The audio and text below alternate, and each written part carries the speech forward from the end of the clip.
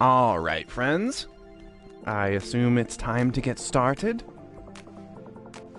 Everybody? Nobody?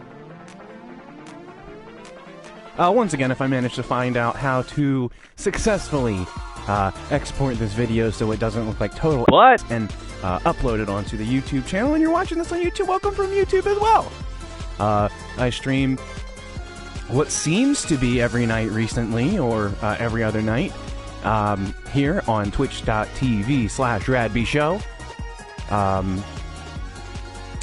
So, hello.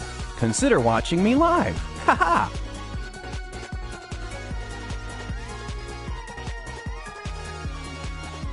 And let's just get into it since it takes years to connect with anybody. I was just letting my brain wander earlier and thinking, like, potentially this is all just speculation and I don't know anything about servers or blah-de-blah-de-blah-de-blah. This is just me talking out of my butt, pretty much. But it makes me wonder if there's certain games that are easier to load or easier to handle over bad Wi-Fi connections, and so it's my shitty Wi-Fi connection that's leading me to get the same games all over and over and over and over and over again. Duplicates all the time. But I don't know if that's true, and I didn't Google it, and I'm too lazy to do the work. So, I've said my piece.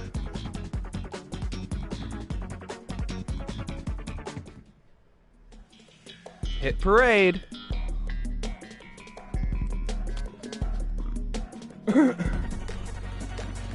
I don't know if I've said this, but, you know, not necessarily the color scheme, but the design of all of the, like, patterns in the game are fantastic. Like, the cushy, bouncy things that look like they're, you know, like 90s squigglies. They have that Saved by the Bell look to them. They're super cool.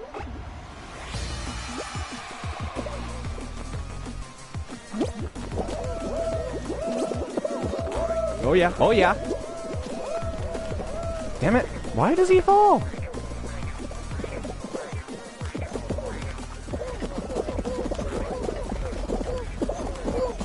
Oh shit.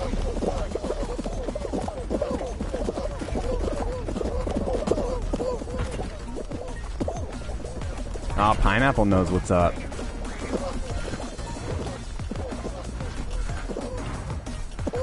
Damn it. It's so frustrating when you try to stop short and then you get hit, because you get to see your character get hit right in the face. And if you were in that situation, you would have seen the thing coming. You would have just had to sit there and watch it as it plowed right into your face. Come on, come on, come on, come on. Yeah. I don't want to speak too soon and, like, jinx it or whatever, but I feel like that went way better than most of the other times last night. Like, maybe that's the problem with this game, or the way that this game plays you, is it tricks you into thinking you're getting better, when skill really has nothing to do with it. Once you learn the controls, what else, like, can really affect this? That's, like, the whole point is that if you don't know what you're doing, you could easily do just as well. I shouldn't say it like that. I should say that in this type of game, luck has everything to do with how well you do, right? Like, you can be good at a game, or better at certain modes, but in the end, someone who's lucky can still kick your ass.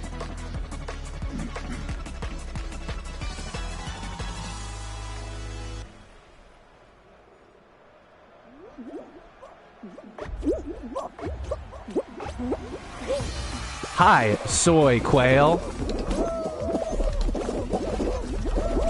I have to say that it's been a blast. If I was to, like, be forced to write a review or to give my immediate opinion on the experience so far, I've gotten a shit ton of duplicate games. I never seem to get to play new games. I always get this one, or DoorDash, or the last one, the Bumper Hit Parade one. And I don't know why. So in my experience, I've had more fun watching people play this, because they seem to get a bigger variety of games, and if you're watching somebody and they do well or they do poorly, it's funny and it's entertaining either way, and you don't get the emotional hit of losing. But having not ever won a single match... Ah, fuck. It's been a lot of losing. Which is, I guess, the typical thing with any kind of battle royale until you know enough about it. So that is a 400-word review. A rambling review. The game? Good. My experience? Eh.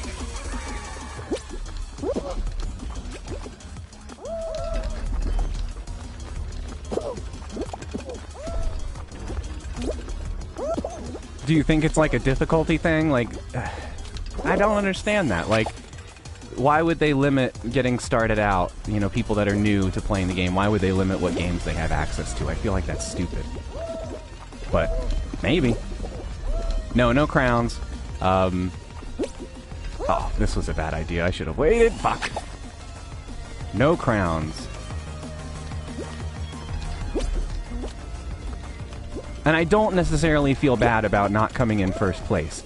I do feel bad about virtually never making it past, like, the midway point, like that. Like, eliminated on the second round, I would consider to be good, because I haven't made it past that yet. That's, like, as far as I've gone. Interesting. Only so many available. And I know, like, the whole point of the seasons, it comes down to, like, new games will be added with new seasons, so, you know, say there's 20 games right now or whatever. I don't know if they'll take some away, but they definitely said they'll add some. So, I know that it won't only ever be these same ones, but... yeah. I've noticed DoorDash, if you are in the front and you're lucky, it feels amazing. But for the most part, you do DoorDash, and you pretty much are better in the back of the group because you can watch people go through and get stuck. Oh, shit, I died. That's my biggest complaint so far. Just gonna lay out all the complaints. The fact that you can't back out while the next level is loading is terrible. Like, I totally agree with giving people the option to keep watching, because that's cool. You treat it like a show. You get eliminated, you can keep watching, fine. But for me to have to wait until the next game starts to exit if I don't, like, make it right at that one point sucks. And honestly, I like watching my player fall down, right? So I want to see the player get knocked off, because that's part of the fun for me, but I don't want to sit through the loading of the next round. So it gives me like a 5-second like window to press it in, and if I don't make it, I'm just sitting there.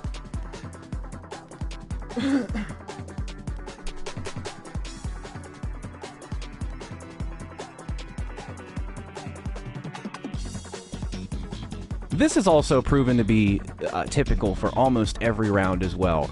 I get to like 50-something players, and it takes forever to get like the last one or last two. DoorDash again.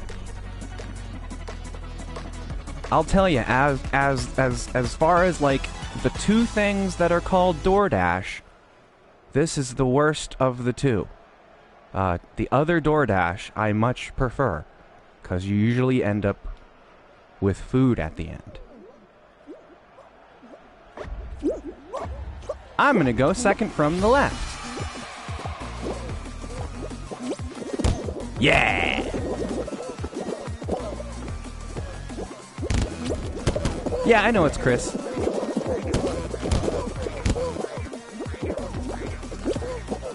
Yeah, actually, Chris, I don't know if... I guess we're friends on PS4. I cannot remember.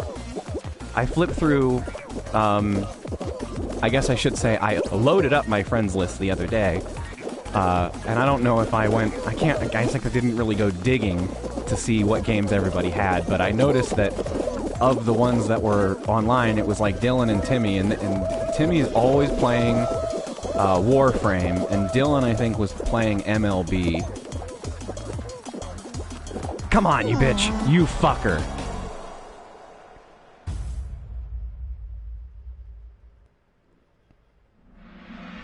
You know, that's another thing is I thought just by the impression of streamers I follow and, you know, seeing things on Reddit and shit like that, that, you know, Fall Guys would be pretty far up there on the, like, you know, max viewers trending list of Twitch games, but it's really not. Now that there's, like, a ton of streams for Fall Guys, but it's nowhere near the top when you look at, like, 5 viewer counts. Even GTA 5 is still a higher, you know, viewer count than Fall Guys. And I get there's, like, an insane depth to GTA 5. That's an unfair comparison, because people just watch, like, the fucking races or some shit like that.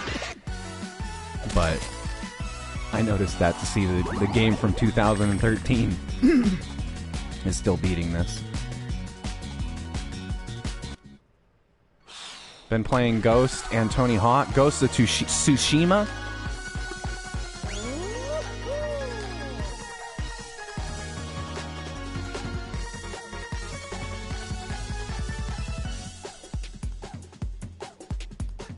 Yeah, I haven't played Ghost of Tsushima. It looked super interesting. If I had been buying, like, lots of games, if I had the money when it came out to, like, shell out money for a game, and it wasn't a big deal, then I probably would have gotten it. But I watched some of it on stream, and the person who streamed it had the Japanese dialogue enabled. Which basically meant that I couldn't put the stream on and do something else. I had to not only watch the stream, but also read the subtitles at the same time to know what the hell was going on. And I could just, I just figured that's a terrible decision as a streamer, to, like, make people read like that. Because the whole point, I'm not to say the whole point, but a big group of people watch streams in the background. They don't actually watch, they listen. I thought that was a little silly. But from what I saw, it did look like a game that if I ever managed to get a copy, like, you know, you'll find that thing, $20, you know, greatest hits in a couple months, and I would definitely play it after the price drops, because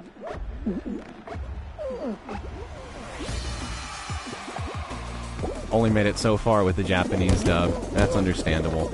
What I would do if I had the game and I played it, you know, all the way through and liked it, I would do it again with the Kurosawa mode, which is, it's the same thing, but it's black and white, you know, and it has that film grain, just to get the extra experience of doing it that way. But I don't personally see the point in using the Japanese dialogue, because it doesn't have that effect of, like, a Japanese film where it was in Japanese originally, it's the original, you know, actor and their way of saying it and their pronunciation of things, and it's important to the character to hear, you know, that person's way of saying it or whatever. But with Ghost of Tsushima, it's an American company making an American game for American audiences, and so the character in the game is animated to the English dialogue.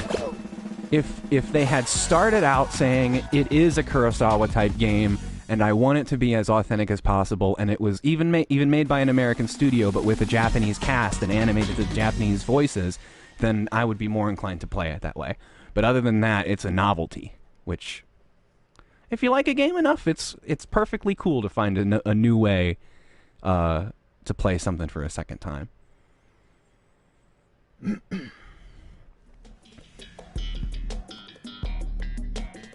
And you said Tony Hawk was the other one. I am extremely interested in playing Tony Hawk. I know it would be a game that I would, like, geek out and be, like, super nostalgic for a couple weeks, and I would realize that I suck just as bad on it as every other Tony Hawk game, and I would stop playing it.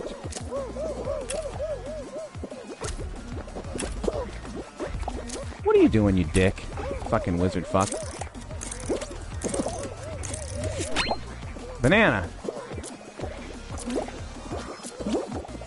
Oops! Well, that was me just not, paying attention to the times. Oh, I remember playing Tony Hawk as a kid, and, like, the neighborhood kids were, like, really good at it. And I personally could not do it. I could have a lot of fun doing manuals and doing grinds, and those were so much fun. But memorizing button combinations, no thank you. What I wanted to do was watch somebody get far enough in the game so that we had fucking Spider-Man or Kid Tony Hawk or Wolverine or Darth Maul or Neversoft Eyeball or whoever the hell, you know, Officer Dick, and we would just laugh at it. It would be playing with the crazy characters, doing things that you never could do in other games, listening to the music that I probably was too young to be hearing, even the edited versions of. Oh, Chris, because I've never had somebody, like, watching this and commenting at the same time. Is the sound okay? Can you hear, like, my microphone picking up the sound of the speaker behind me? Am I talking too loud? Because with the PS4 app of doing this, I can't really tell unless I open it up on my phone or on my computer and just hear if it sounds okay. And so far, it sounded okay, but I don't know if it sounds good live to someone else. Okay.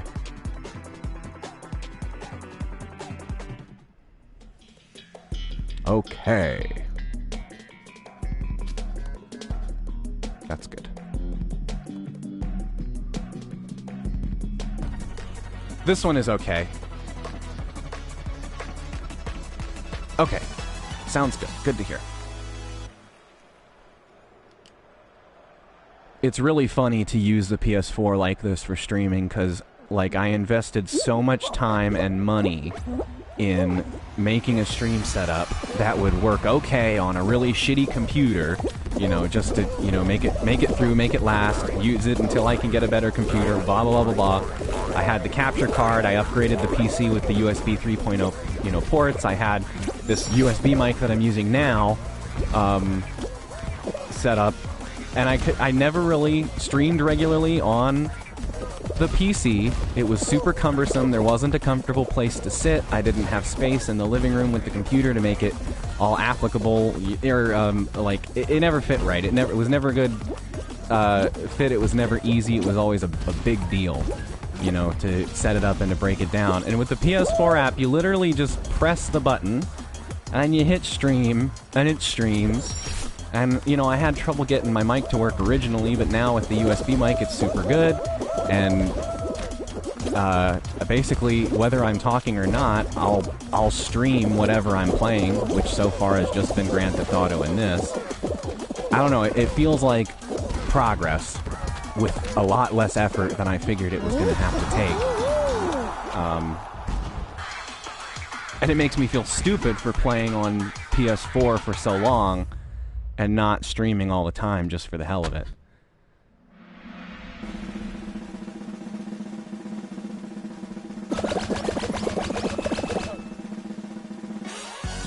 I guess really the only problem, the only stupid part is I have 4 PS4 games plus anything that I have on the console.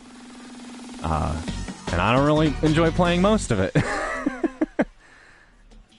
So, like, I started out with GTA because I was screwing around and I hadn't finished the enhanced version, but I finished that a couple nights ago. And I don't know if I'll keep doing all the side stuff or not. Yeah, I mean, it's the same way. I thought about it and I did take steps, but I was doing it the hard way instead of the most approachable way. And, I mean, in the end, why do I want to... Oh, fuck, that was so fucking stupid! In the end, I still want to have the ability to, record and broadcast at the same time, so I can edit the stuff later and it'll look better, or make, the compilations of the stuff, smaller with the footage. I exported the footage from Twitch onto my computer, and it looks like dick. At least the repair stuff that I did. So I know recording it separately would make it look better as well, and I am restricted by the technology of the time and finances I am in right now until the computer is fixed. Can't believe they're releasing GTA again on next gen. I wholeheartedly agree. Honestly, and since I've been playing the enhanced version of GTA, there is so much content in that game. If there's any game that you could say is like a 10 out of 10 or a 9.5 out of 10 or whatever, it's GTA 5. You can't deny that there are some problems in the game and a ton of things that literally are teases for GTA Online. There are tiny little missions in the single player, which there's maybe one or two of, and you know that if you play it online with the GTA MMO aspect of it all, you get more of that same stuff. And it's hard to ignore playing it again, where I'll do something and I'll be like, oh, that's something that I bet I could do more of if I played online. Oh, I could do more of if it was the online version. And if only because they've continued to add content to it, if only because the online version is continually updated. And it's super impressive that they've updated it for 7 years or whatever, but why not GTA 6? Like, why not GTA 6?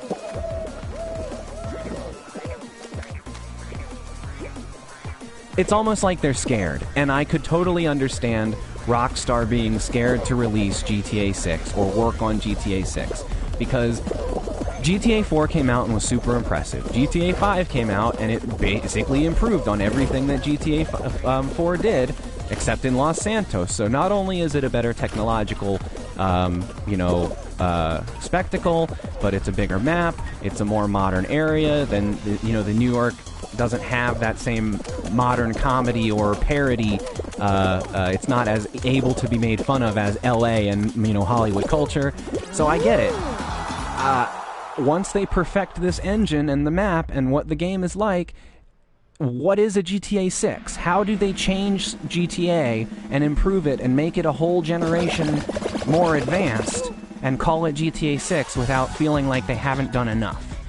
So they keep working on GTA 5, they use the engine, they use the map, they use the characters in the online version, they continually have people paying and playing the online version, and they'll milk it until nobody plays the online version, and they have to make a single player. Anyway, that's my GTA rant. I tried online on the PS4, or the PS3 version of it. I played a couple weeks, and I quit. And I'm very surprised that so many people have continued playing. I've seen my brother play it, and he'll play the crazy, weird modes. Like, he'll stop and he played the golf in GTA 5 so much that his friends online actually ended up downloading a golf game because they got bored with the mode in GTA 5. He'll do the race cars and the stunt tracks, and that's all he'll play. He'll treat that one mode like it's a whole game for weeks and weeks and weeks until he gets bored with it. And I can totally respect, if that's your thing. That's what you prefer. Fuck. And I haven't touched any of that, which makes me feel like I'm missing out because all the effort for the last 7 years that they've pumped into the game, rather than making a new one, they've pumped into the online, and I really haven't done jack shit. I also feel a little ripped off that the online people get all those super special rare cars and vehicles and stuff. Like, you can get a fucking DeLorean in GTA Online, but can you get it in the single player? No. I don't understand that.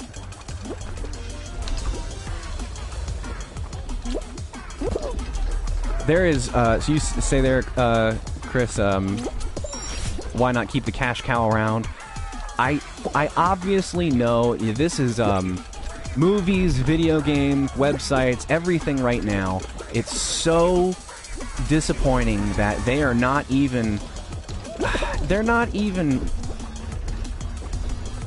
like, what can I say? They're not even half good at covering up the fact that it's all about the money and nothing else. All the new Star Wars, all the new Disney Star Wars stuff, the Marvel stuff, there's so much where, like, you're making it to make money, and there's no other drive behind it. You're making this game a certain way to make money. The online portion of whatever game is designed so you can only progress a certain way if you're spending money on bits or coins or V-Bucks or whatever the fuck it is. Loot boxes, gambling, basically. It's all designed that way. And it's so stupid that a company would put out something like that because they know it's going to make money, rather than something that has character and has content and has substance and is unique. I mean, what's going to happen with the movie side of things is all the spectacle movies, all these, crazy big Hollywood, big money movies are going to be what sinks cinema, right? So you'll get a handful of big movies that people go to watch once a year. It'll be the big spectacles, your Disney or Star Wars, whatever, and people will try their best to go to the IMAX or the 4D showings, or the Disney official showings at the Disney theater, and that's gonna be it. Those are gonna be the only movies that you see in theaters, at least big theaters. Everything else, if it's not guaranteed to make its money back in a theater, it's gonna go on to instant streaming. You're not gonna be able to see it in a theater unless you are in a town like Hollywood, New York, where boutique theaters show whatever the hell they want. In which case, you will still get indie stuff, weird indie stuff like the A24 stuff, or like the Lighthouse, the experimental things. And can't say what games are gonna go for, because the field with games are so frustrating. You got the big budget ones, which all seem to have loot boxes or pay to play or season passes or all that shit, and then you've got indie stuff.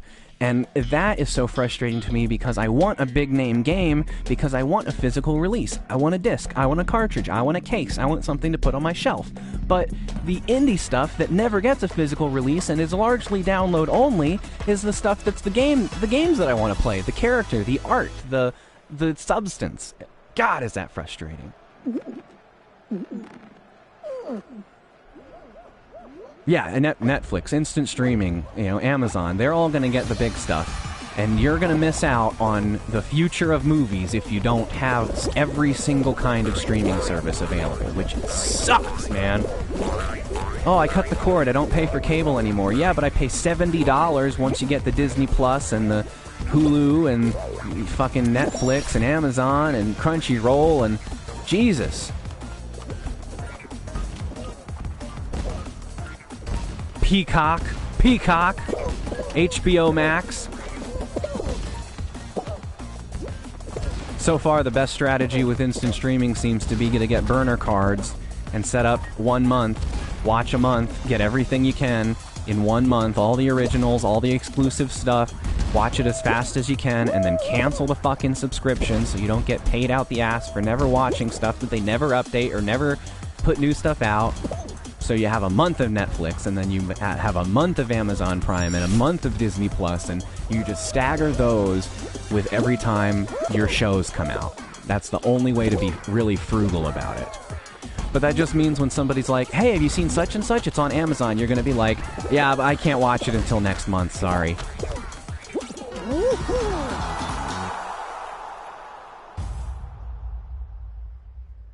Now things are getting really serious with this mix of movies and miniseries and TV shows where, the MCU stuff is going to Disney Plus, and you're not going to get that part of the MCU unless you subscribe and watch Disney Plus, which are essentially going to be shows, a movie, but in a miniseries length. And then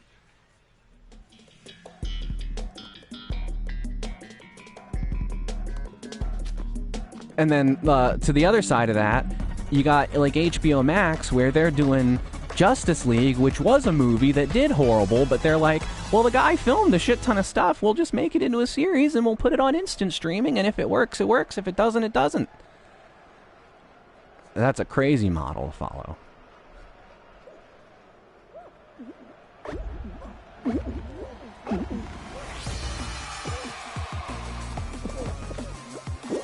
Side note, though, I'm super excited about Justice League. I mean,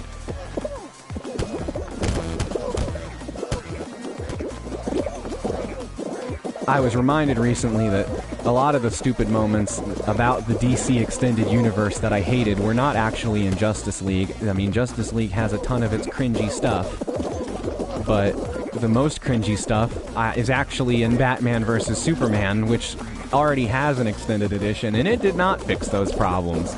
So every time I get super excited about Justice League, I humble myself with thinking that, you know, in general, Zack Snyder's extended DC universe is not really my cup of tea. But I am excited either way. I would say at this point, if you haven't seen the original cut, don't watch it. I mean, the fact that both of them exist, and... I mean, so obviously what's going to happen plan-wise... DC has all their little pocket universe things right now, where there's movies that definitely take place in another universe. Like, the Batman is clearly not part of the DCEU.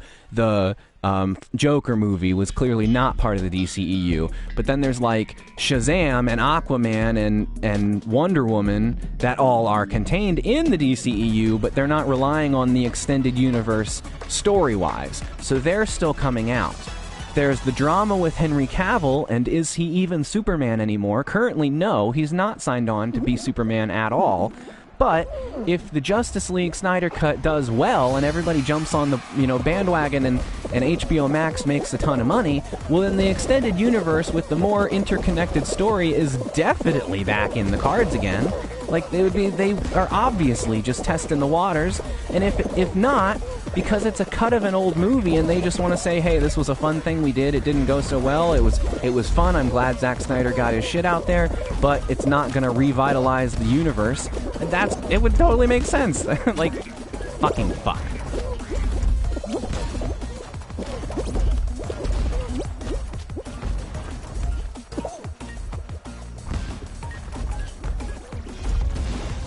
Aquaman 2 will come out either way. Wonder Woman 2 is scheduled to release... Oh, fucking fuck! Soon, anyway. So, like, those mid-ground projects will still happen. All the alternate universe stuff will still happen. But now they've been talking about the Flash movie again, which the Flash is going to be Flashpoint, from the comics, which is famous for... Ah, fucking shit! Flashpoint is famous for resetting the comic book universe and changing everybody's backstory to be uniform in one universe, but also kind of new, kind of different. You know, like, everybody's history was changed a little bit because of changes the Flash made. So they could set this up for the Flash movie to come out, and when the Flash movie comes out, you've got all these, you know, alternate DC universes, where you're talking about the ones that have nothing to do with the main universe, the kind of inside the main universe but not counting movies, and then the main universe itself, and Flashpoint can just say, well, now they're all canon, now they're all part of the same universe. Or Flash just, like, runs through and then sees Joaquin Phoenix's Joker, and they acknowledge that it's part of the multiverse but not part of that universe, and it all stays separate. Like, they're tiptoeing around this multiverse thing, and I hope Flashpoint runs right into it and like really makes everything make sense.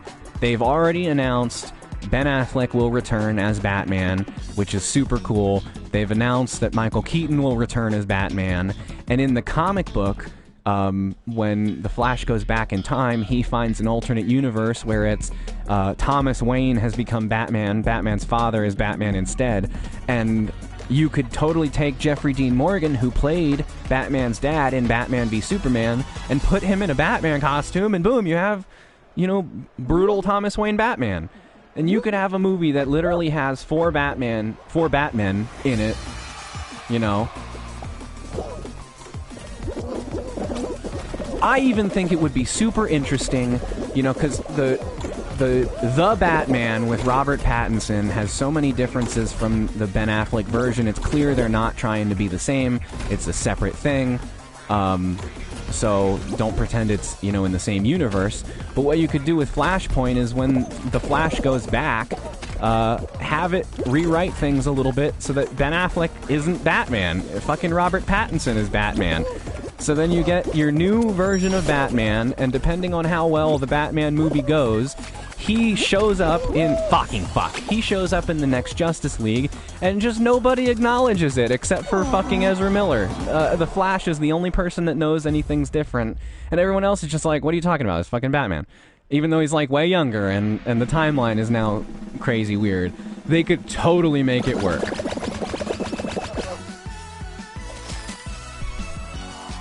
And then, Ben Affleck doesn't have to be Batman anymore, since he really doesn't want to be Batman anymore.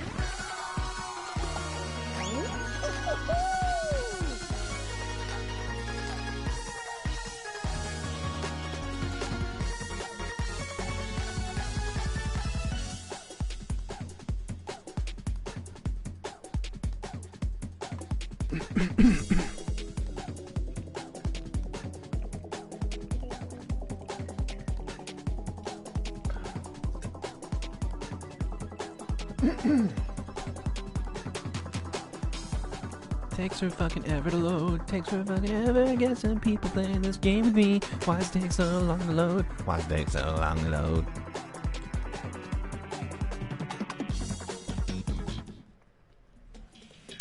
Still though, that's like a fat baseline. Like, that bass slaps.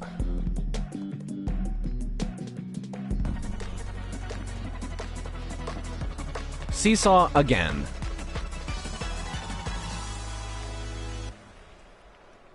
I think the seesaw mechanic is interesting. Having a race that's nothing but seesaws, I guess, is a little boring. Because if you're not good at seesaws, it's not like you're going to finish this and be like, yeah, okay, I got past the seesaws. I always have trouble with that part. Like, the whole map, the whole stage, the whole level is seesaws. God damn it. Oh, you fucker. I don't know if I've gotten either of those. I've definitely not gotten Hexagon, and that one looks like the most interesting one. Because it also looks like the one where you actually have the most say in whether or not you're doing well.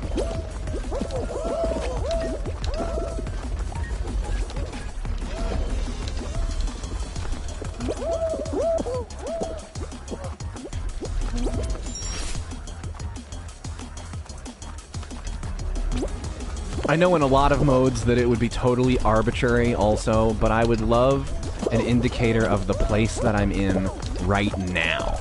You know? It would be a distraction and it would be just another reason to look up there in the corner when I'm trying to play, but I'm curious if I'm in last place, or how close to the last place am I? Because if I see it start filling up and there's only space for 40 and I'm in, you know, 35th, and I know I'm gonna lose, I guess that's why they don't do it. Because if you know you're gonna lose, more people will disconnect. And so, what the fuck was that? Ugh.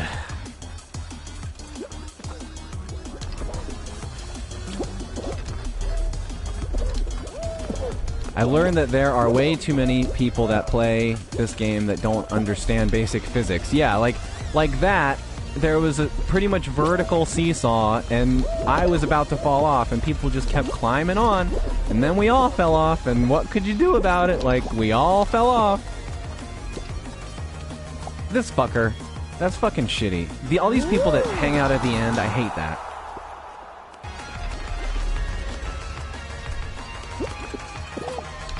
You say I played Slime Climb. I don't remember it.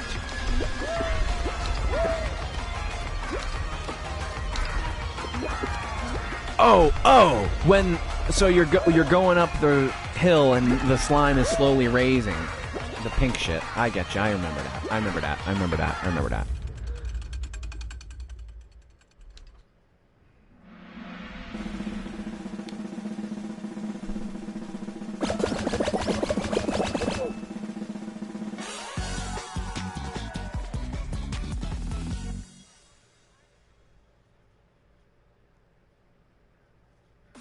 Hectic Banana. That was a username there. I love seeing the funny usernames.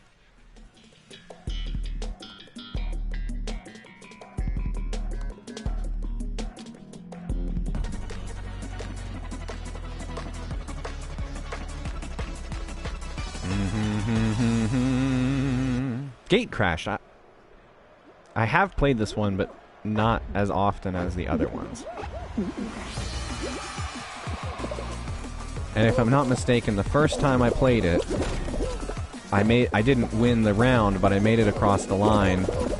And every time since then, I have crashed hard into that wall. You fuck!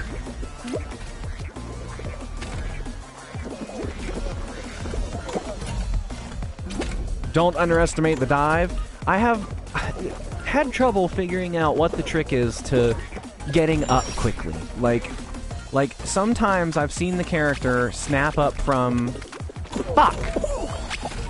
Snap up, like, right up from the ground, and it'll even, like, make a ping noise, like, hey, you did something right. But the timing, I can't tell what the timing is. I can't tell if I'm doing it right.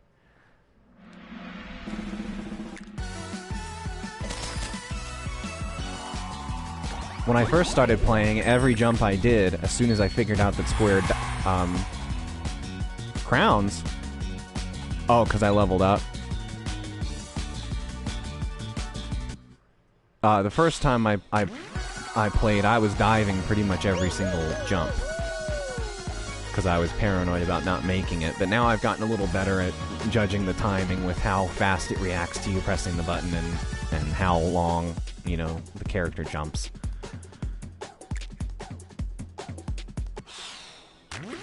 The best one is the one, it has the... what the fuck would you call it? It's like just a spinning pole, and if you time it right, you can jump the pole and jump to the next platform. And then there's the big propellers there's the one spot in the middle where it's boosted and you can go up there, and if you go up there, you will definitely get hit with the propeller, but you still try every time, because what if you make it through, and then it sweeps you over onto the other platforms with the spinning tripping bars? They just kind of whack you off into nothing. But that's a good one to try. Getting the jump, whirligig, yeah. Getting the jumping right, or the timing of the jump right. It's a good one. Come on!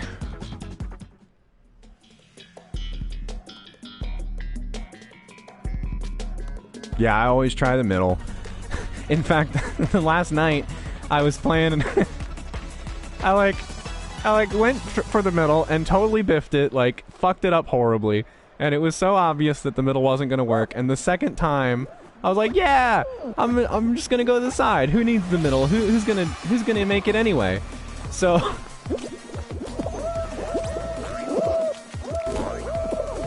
fuck. And then the very next time I was alive again, I went for the middle. I was like, fuck it, I'm gonna try. Oh shit. Oh no.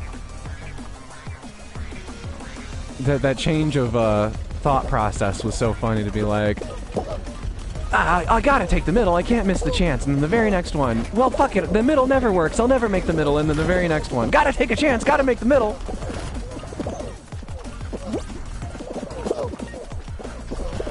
Fuck.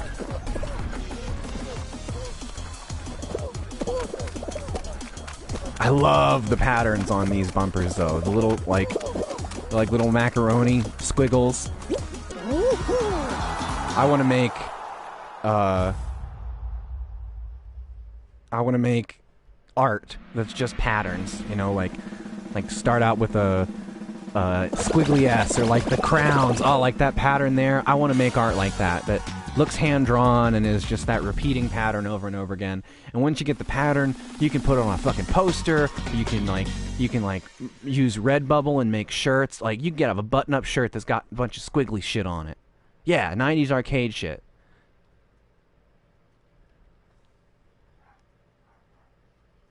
Apostic! Welcome, welcome, welcome, welcome. I don't know what that is. P-Came Taste? P-Came Hypers? What is this?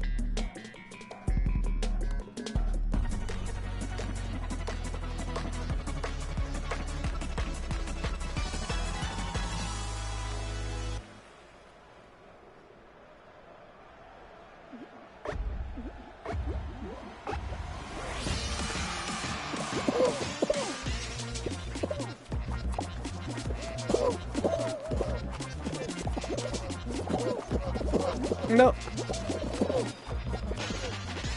This is the one that is probably the most deceptively hard. Like, I've seen people play this and do horribly and thought, like, how could you do so bad? It looks so easy. Like, look how simple it is. You just change the platforms at the right time.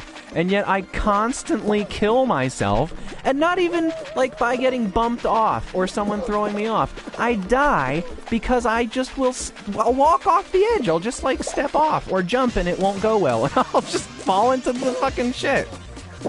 I've never gotten through this one.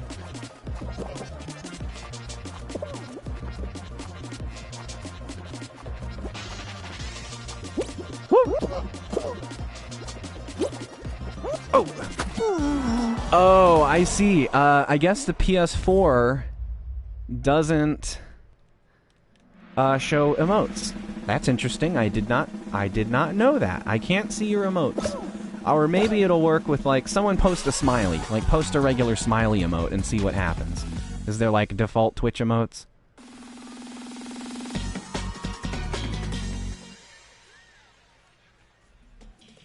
Yeah, that one makes you dizzy.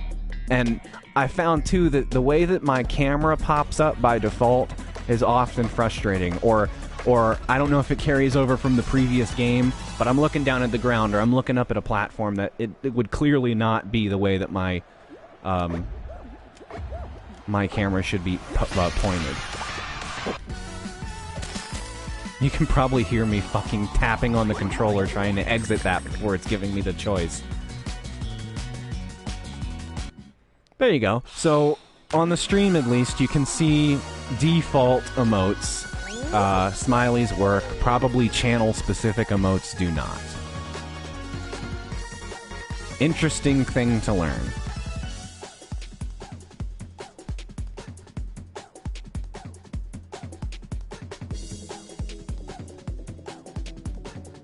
Super convenient having the chat right there, like, as I'm playing the game, too. That's one thing that I've been going back and forth on the streams of putting the chat up on the screen or not, because nobody's chatting, so for me it just means I'm playing on a smaller screen, so why do that, you know, if nobody's chatting? It also means that if I manage to do something with the footage, then the footage is clean, you know, especially when I'm not talking in the stream, then I get a clean rip, and I could, if I managed to get a download that wasn't total ass, I could re-upload it as, like, long plays or no commentary plays, and people watch them, you know, if you have enough of them. Yes, as far as I know, everything that comes up is exactly... yeah, that's exactly what I'm looking at on my TV.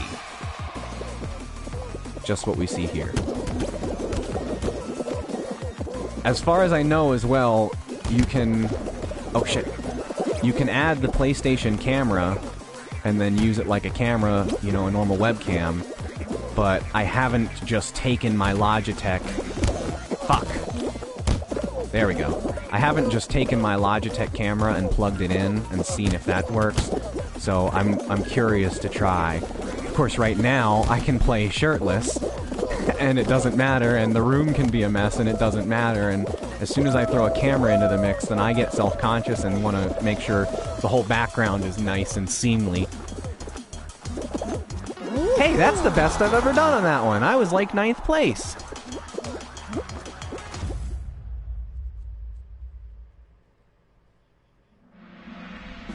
One thing I will say is, when I play Smash Brothers online, because Smash is so precise and so quick and the button presses happen so instantly, when I play online I notice a lot that there's lag. Even in the best possible situation, I see lag.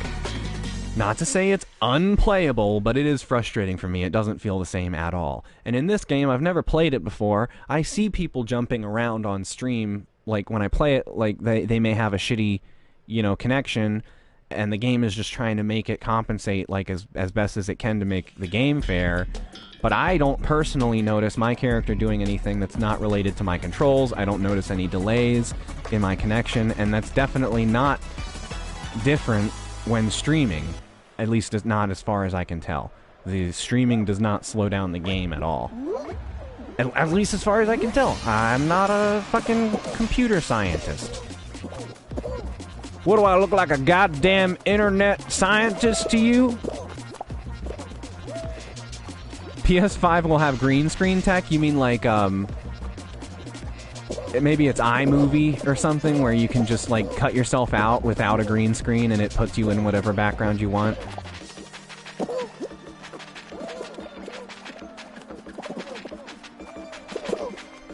Well, I mean, it's the same reason that I haven't played much of Smash Switch.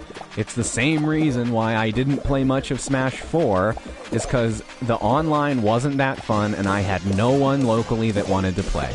I couldn't talk anybody in that I knew into playing Smash. So I barely used Smash 4, and I've barely touched Smash Switch.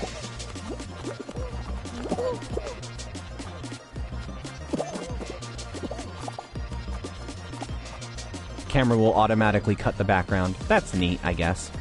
So you could, like, put yourself in Crash Bandicoot World or whatever.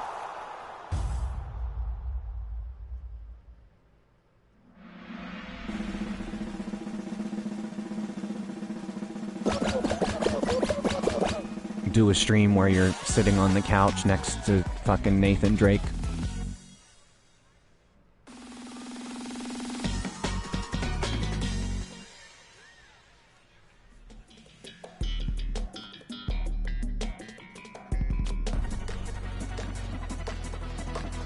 I've never played this one. At least I don't think I have. This is one I've definitely seen a lot in streams.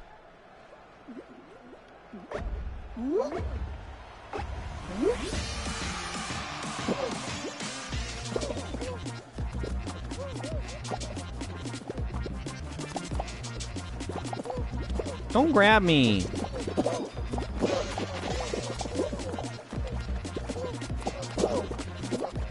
Ah! No!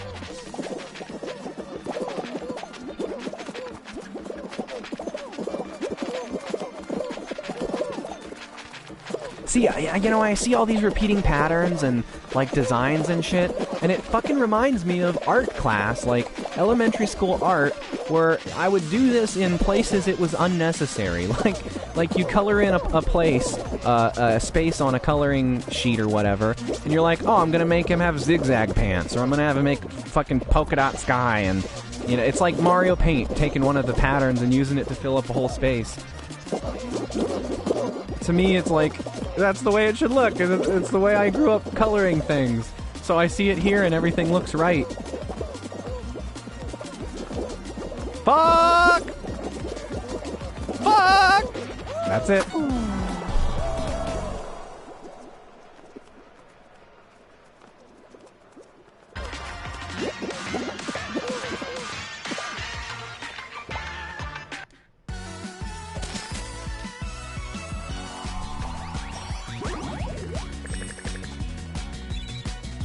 There should be more frequent unlocks of clothes.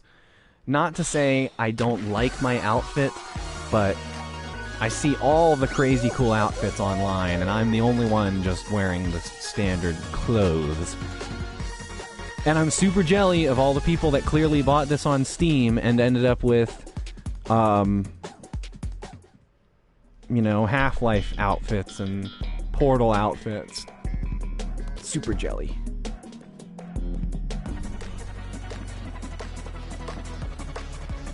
Here's the one, whirligig. That really slow, fat one at the end is so... It's way more frustrating than you think it's gonna be. You're like, oh, there's just one that goes slow. Yeah, but you just stand there and wait for it to keep moving.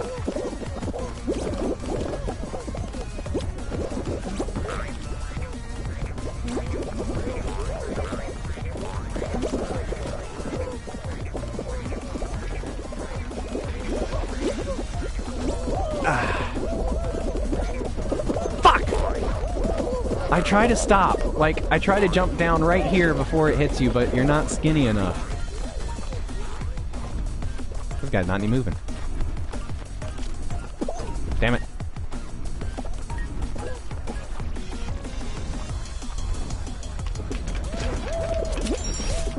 Okay.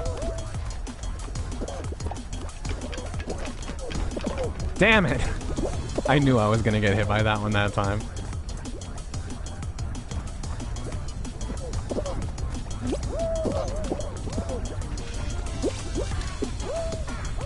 No! Oh, okay.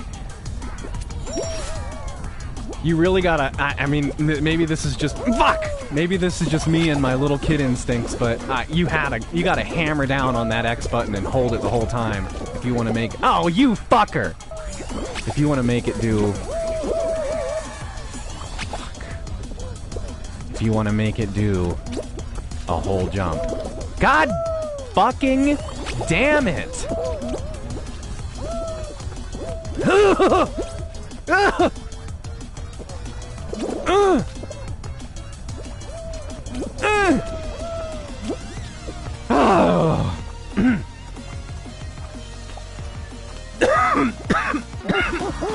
Excuse me.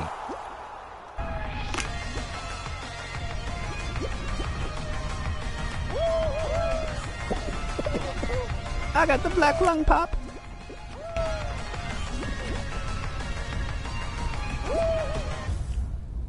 I don't think I've waited so long to get to the next round. That's funny. I guess it's different on every game. Some of the games, by the time you're out, the game is over.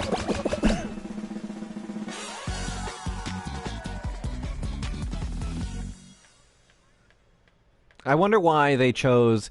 Like, because on that game, if you fall off, you get put back on again. And you get to try again. Some of them, they give you, like, a bunch of tries. And others, you fall off or you hit the slime and you're done. You're fucking out. Like this one. If you touch the slime, you're dead. Orange Mocha Frappuccinos!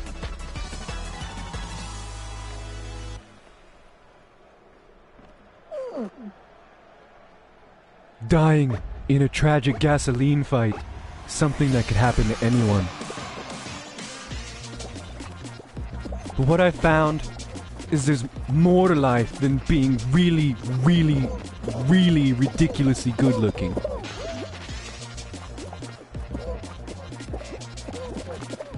You know what's fucked up though, is I'm like certain that I've seen Zoolander 2 and I could not tell you a single... Fuck! I could not tell you a single thing that happened in that movie, Zoolander 2.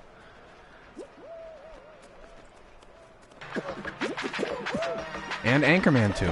I couldn't tell you a single thing that happened in that movie either. I can tell you a single thing that happened in Dumb and Dumber 2. Because it's the only funny thing that happened in the whole movie is when Jim Carrey's looking back at Rob Riggle in the car and he's like unsure if Rob Riggle's telling the truth, and they look at Rob Riggle and they look back at Jim Carrey and he's doing like a super inquisitive look, and then they look back at Rob Riggle and they look back at Jim Carrey and he's doing another inquisitive face, and they do it again, and then Jim Carrey's face is all fucked up and weird, and Rob Riggle says something like, "What are you doing?" And Jim Carrey just says, "I don't know." No, and at this point, if you haven't seen any of them, I wouldn't recommend either of them, because what a waste. I was super bummed out about Quarantine and Bill and Ted, though, because I knew Bill and Ted was happening. It took a long time to get it made, to get the ball rolling, and everybody was on board. They got it made, and then it just happened to come out at a time where you can't go to the movies to see it. Movie theaters that managed to open within the release schedule seem to be playing it still, so like if I drive to whatever, Morgantown or DC, and try to find a movie theater that is open, then it's probably playing there, but if anybody saw it, they rented it on Amazon for $20 or something like that. I gotta say, like, modern comedy movies look like modern comedy movies. There's something about them. You watch an old comedy or comedy adventure, which is like what I would call Bill and Ted, and the cinematography and the way that it's filmed, it's a film. It is a real, true film. Even though it's stupid, even though it's funny, even though it's got dumb jokes or whatever, it's still a film. And these look like TV shows. They don't look like they're shot on film. They look like they're shot on a shitty digital camera. And that's just the way it is right now, because comedies don't make any money anyway. So they're gonna shoot it on digital because all movies are shot on digital, and it's gonna be cheaply cheaply color corrected and cheaply edited to save money because comedies don't make a ton of money.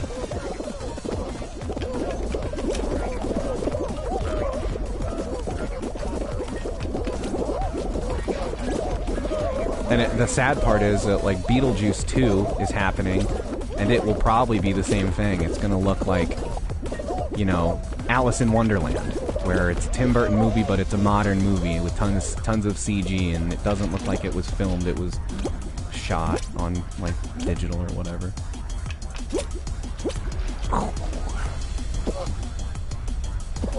Shit! I am literally in last place! God damn it! Thank you, for the compliment on my heart underwear. I thought the color scheme was kind of like the Jazz Cup, but, truthfully, the colors are not quite right.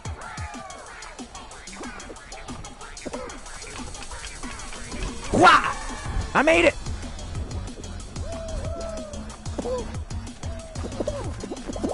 See, like, what the fuck was that? Did you see that? All those fucking people popped in right in front of me. That wasn't my fault. God. God?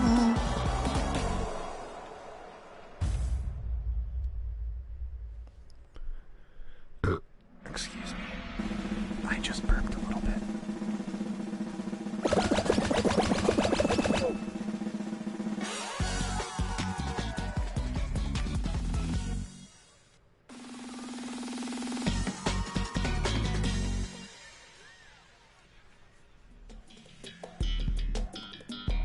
This one's okay.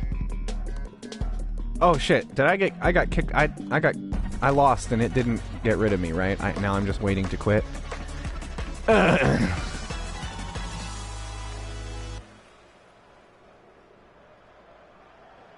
Yeah, spectating. Okay, come on. And like now, why can't I quit now? Why do I have to wait for the countdown? That is real stupid. I got a crown. Does that mean I get to spend it? Like, what do I spend the shit on?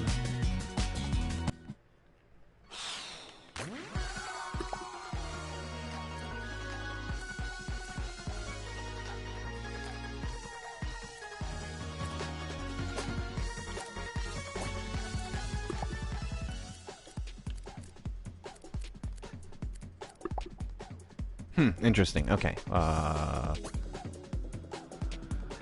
Okay.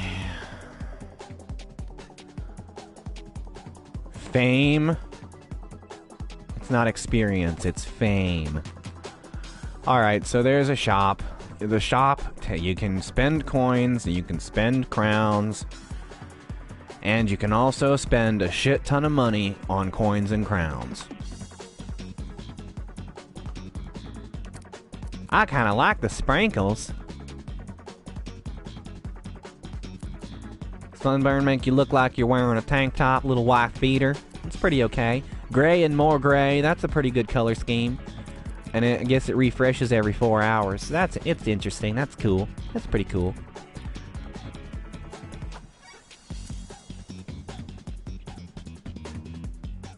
Oh, but I could, if I save up to like 10,000 coins, then I can buy the real good shit. Or I could buy sprinkles now.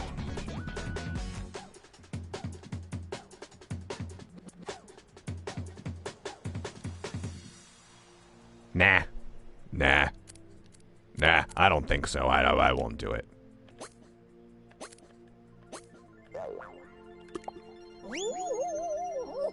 Woo-hoo-hoo-hoo-hoo-hoo.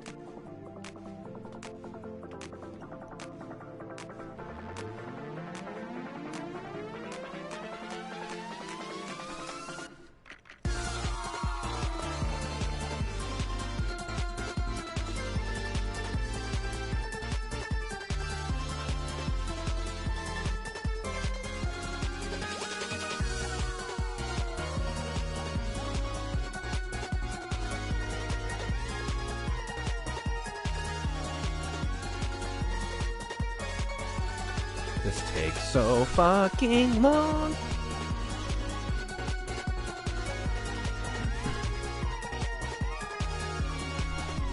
Don't forget to drink some water, everyone. You are most definitely dehydrated. Drink some water.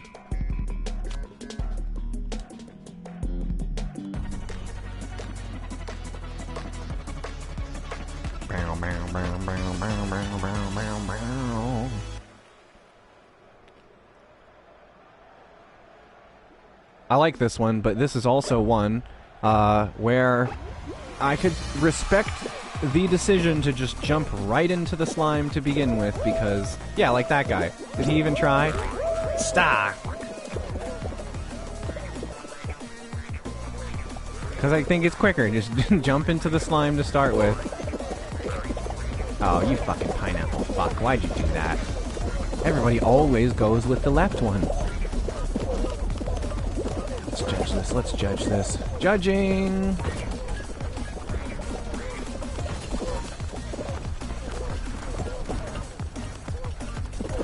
Shit! Shit balls! Yo! See, that's the worst part. I never know where they stop. They turn around. They juke me. Yeah!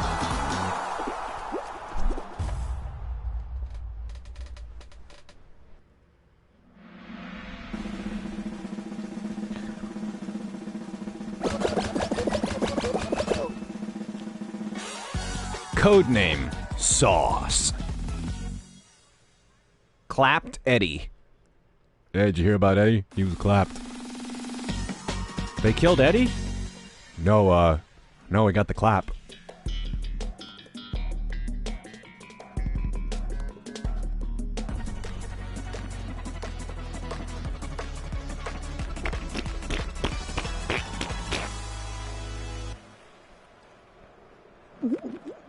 This one of them, touch the pink stuff you die ones, so... just don't touch the pink stuff, you know? It's not a very complicated game. But that's why it's hard. Because it's so easy.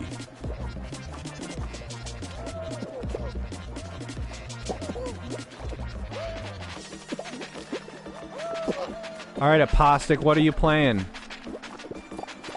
What are you playing? What games are you playing? Fuck.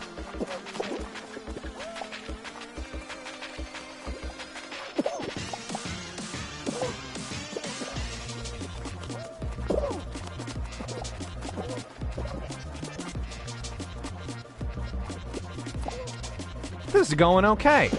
5 more people fall off and I'll have it made.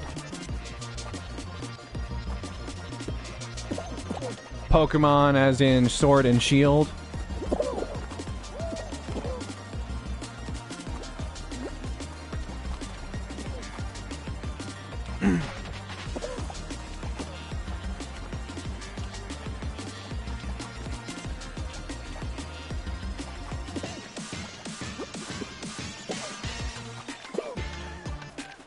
Oh!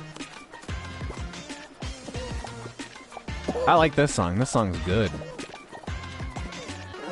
Hey!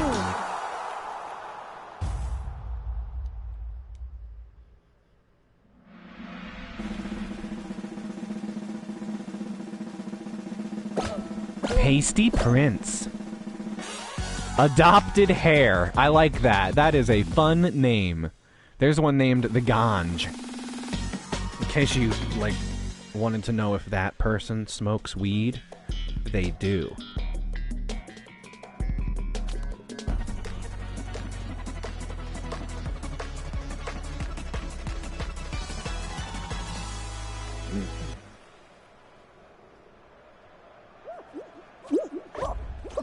This is the last round. I don't think I've made it to the last round before.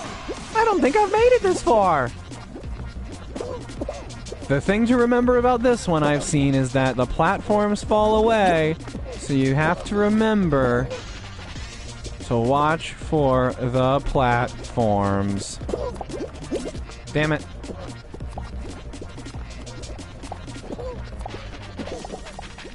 Oh no! Oh no! Oh no! Okay. Goddamn.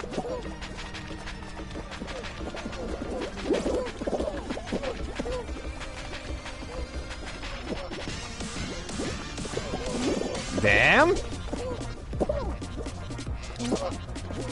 Oh, it says 5 out of 10 eliminated, so this is probably not the last one. Okay. Well, I made it. Patiently awaiting for new Pokemon Snap. Have they said for sure that that's happening? Have they said, oh, definitely new Pokemon Snap is coming? I for some reason, I'm like remembering seeing a logo, but not seeing anything else. It seemed to me that Pokemon Go became Pokemon Snap. Like, that's really what Pokemon Go is at this point.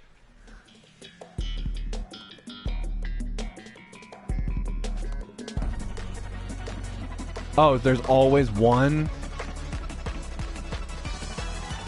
There's always one Jump Showdown? Oh, you're saying there's another jumping game like that that's just a little different? Postic doesn't want to look. He doesn't want the internet knowing his shame and how much, you know, Pokemans he's played.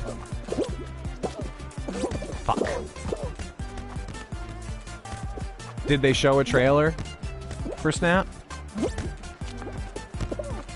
I mean, for Nintendo to not show anything and then they release the game like a day later is super common now. Nintendo's constantly like, by the way, tomorrow there's gonna be a surprise direct. And then the direct is like, by the way, tomorrow we're releasing this major franchise game that no one knew was coming. Be sure to download it.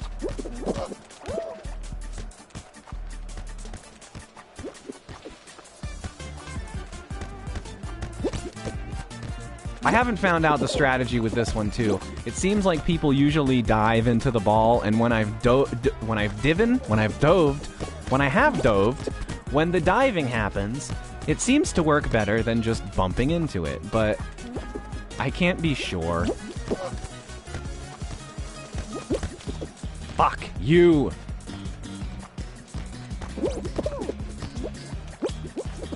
Damn you, bitch.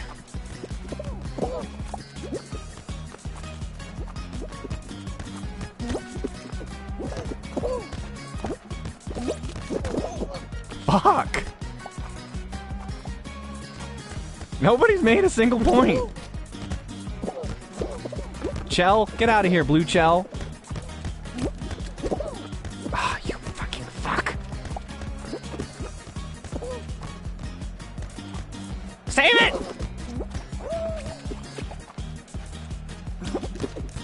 Yeah, yeah, yeah!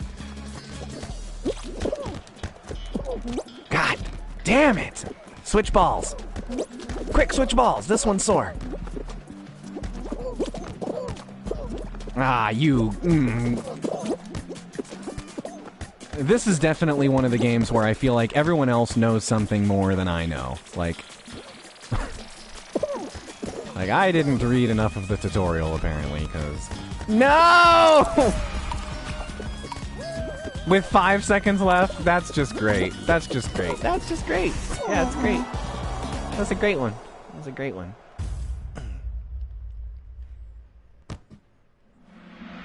Did you guys see, what was it? Mario 3D All-Stars?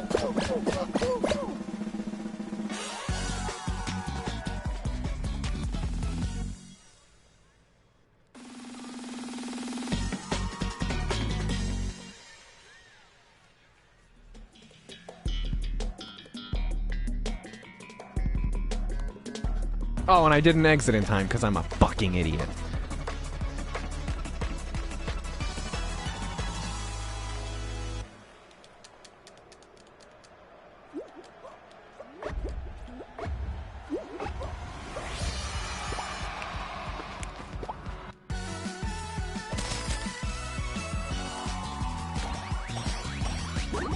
You do get experience quickly, like... I've gone up 2 levels pretty quickly there, so that's not that bad. Yeah, so 3D All-Stars, like, I see that and I'm like, oh fuck, yeah, it's so great. Like, of course, why wouldn't they do that? But I'm also, when I hear people complaining about the obvious complaints, they have good points, and it's totally worth complaining about. They remastered Spyro, and they remastered Crash Bandicoot. They made a whole new engine, a whole new character designs. I mean, it's the same levels, it's the same game, but the controls are refined, and the visuals look good, and it's beautiful. It's running, like, beautiful on a PlayStation. And the Switch versions of the Mario All-Stars have next to no upgrades. Yes, you get the music, which is great. And it's HD, whatever, 1080p, which is great. But the Switch itself doesn't even do 4K, so you'll never get the 4K version of it. Mario 64 isn't even converted to widescreen. It still plays in full screen, which, why would you convert Mario Sunshine to widescreen? Galaxy was already widescreen, or had a widescreen format, so that didn't matter. But why would you, like, make it the widescreen version of Sunshine? I guess I don't know. Did Sunshine have widescreen or not?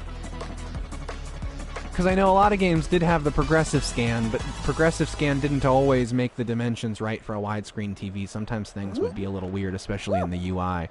But, yeah, not making Mario 64 widescreen, like, that would be a crazy overhaul. And honestly, would it be a game changer, like a game-breaking change, something that's gonna, like, oh, the game doesn't work now because it's widescreen. We're gonna have to redesign everything. I mean, I won't lie. I will end up buying 3D All-Stars, you know, like, there's no reason not to have it. Another complaint I heard is that, you know, when the first Mario All-Stars came out, that they got the Super Nintendo, you know, redesign and overhaul. Fuck! You know, graphical upgrades, which is great. They were also huge milestones for Mario. All of them were, like, significantly different from each other and, you know, made big additions to the series, so, like, Lost Levels wasn't even released. And these are all games that were released somewhat in recent memory. None of them were updated or changed at all. It's the exact game it was on systems that are still somewhat available to play, you know. And it's not even comprehensive. Mario All-Stars at the time was comprehensive. Every game that was not Mario World and Game Boy Mario games was included in this, the whole series. But this is not a complete comprehensive list of 3D Mario games. It doesn't even include Mario 2, or Mario Galaxy 2, which is notoriously known for being almost basically an expansion pack for Galaxy. So they just left it off for no reason? Like, why? Not enough space on the cartridge? That's bullshit.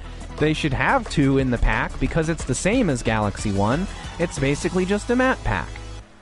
But what I would bet that they're gonna do is there will be a Mario 3D All-Stars 2 where you'll get a pack that has Galaxy 2 and it has 3D Land from the DS, and I don't know, maybe they'll throw 3D World in there again or something. It seems like they are just planning for another one.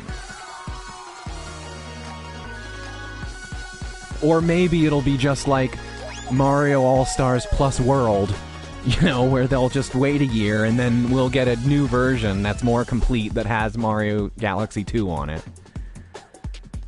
It's just more of that. I'm looking at you and I'm seeing the money. I'm seeing that you're waiting for the money, and that's just fucking shitty.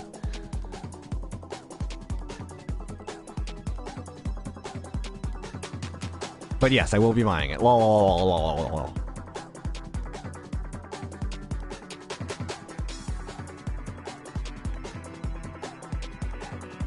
Times like these, man, it makes me wish that I had bought Nintendo stock, you know, in 2012 or 2013 when the Wii U came out and stock was plummeting and it was terrible, and, you know, all the executives at Nintendo were taking pay cuts so that the company didn't go under. You buy stock then when it's cheap as dirt, and if I was to sell it like when Pokemon Go came out, you would have made a fucking killing on Nintendo stock of all things.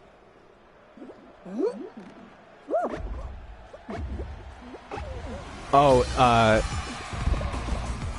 you're saying that it's a limited physical release for this collection, they're gonna sell it as a collection on the digital store, but that afterwards they'll all just go digital separately. I wouldn't be surprised if the All-Stars pack happened and then Mario Galaxy 2 was released separately on the digital store.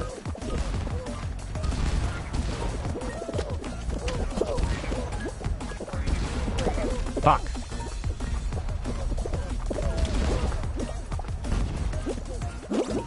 I am not sure how I feel about the practices Nintendo has gone for with digital stuff, you know, because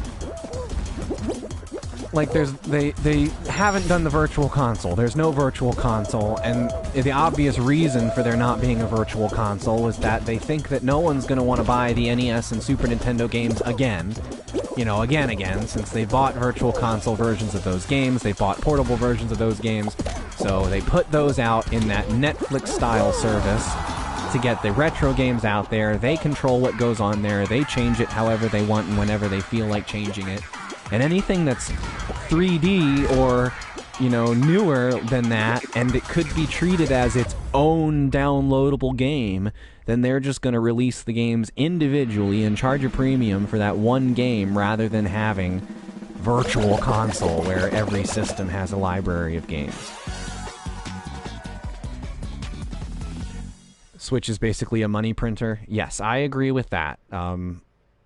They have once again gotten to the point where it's a system that pretty much everybody has, even if they have other systems. So that's interesting.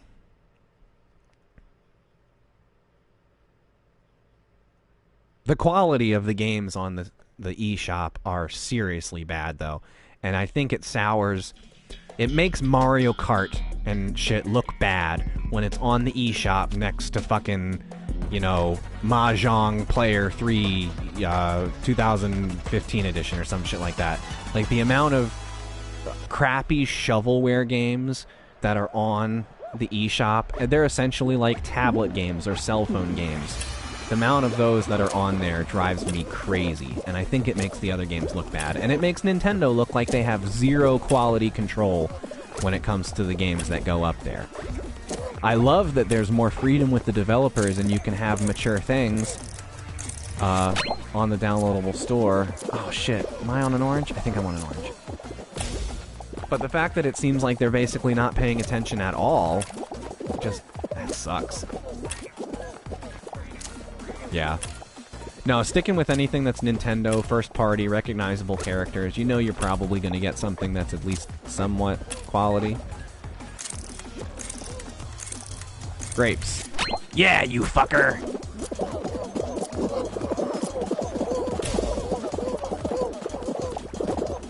It's unfortunate, too, to, like, loop all the games there, you know, together, because there are even cheap games. There are games that are less than $1 that you can pay a crazy cheap price for, and they end up being good. What the fuck was that? Did you see that?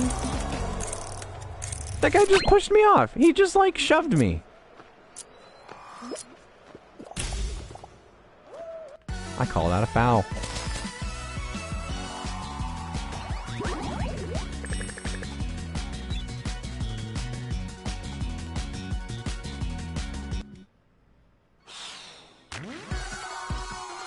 But if you're registering your games or whatever and you keep getting your Nintendo points, it's a good idea to go to the total list of games and sort by price, okay? Sort it from lowest price to highest price and see the quality of games that are on sale for like 20 cents or like 50 cents or I'll set a limit of $5 and just see how many games you're surprised to find on that sale. And the coins, your Nintendo coins now equal pennies in the shop. And so, like, on my account, I had $1's worth of points or 119 points or something like that. And I just went into the games that are under $1 and got like 3 or 4 games for 19 cents a piece or 50 cents a piece or something like that. And I didn't pay anything for them because they were my rewards points from buying other games. Especially if you download games a lot, you get more points for downloaded games than you do physical games, and I literally never buy downloadable games.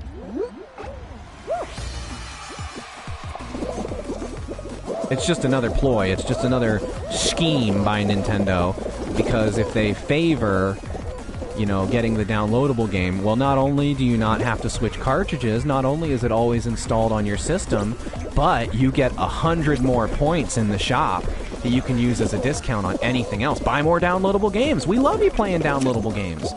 And the physical games, the people that like having real games to pop into their system, they get less and less, because not only is it cheaper to produce, but Nintendo is even favoring buying digital games.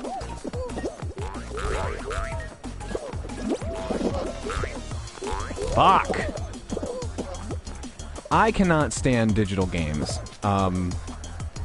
And, like, it's totally me being an old man and wanting a real game.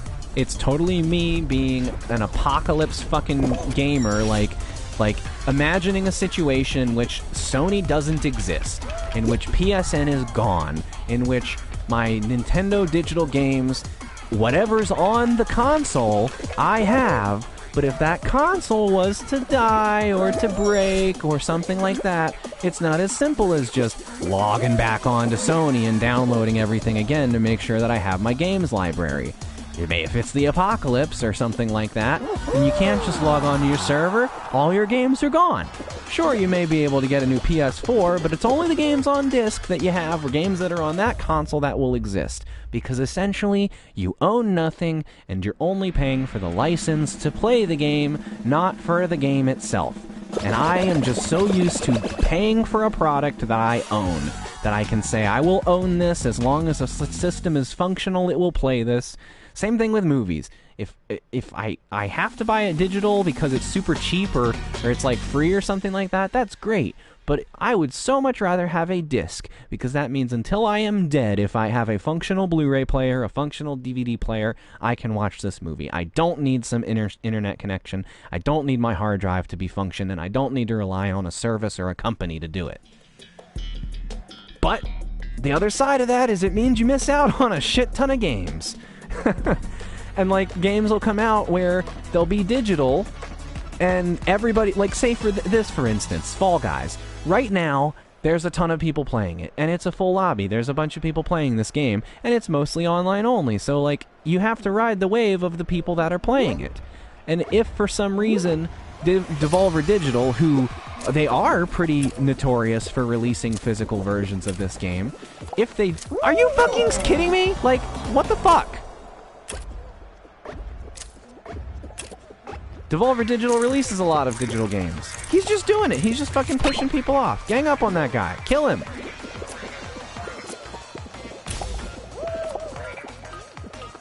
Anyway, they release a lot of physical stuff, but by the time, like a limited run games or a strictly limited release of this game came out, well then the fun of playing with a huge crowd of people would be gone, because the general public would be moving on to something else. So it's a double-edged sword. You don't play the game because you want the physical version, and if you wait for the physical version, you can't really play the game.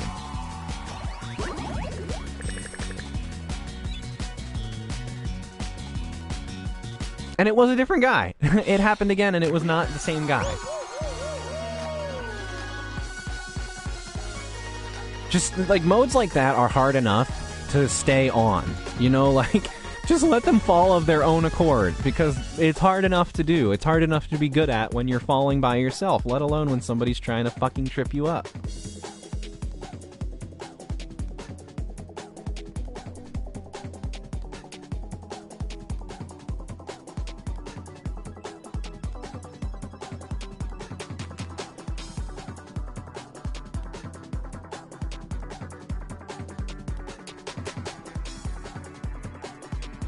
Well, it is getting late. Winding down on this game always takes a long time, because I'll play one and I'll only get to the first level, or it'll be a game that I hate, like this. And I'll be like, well, if I lose on this one, then I'll definitely play more, because I can't go out like that. But I'll probably stop streaming right around 1:30, so we'll give it like 22 more minutes, and then we'll call it a night, probably. The biggest thing is, like, I would play this until 6 in the morning, but it gets to a point where nobody is watching, that's for sure, and I'm only playing for myself to have fun.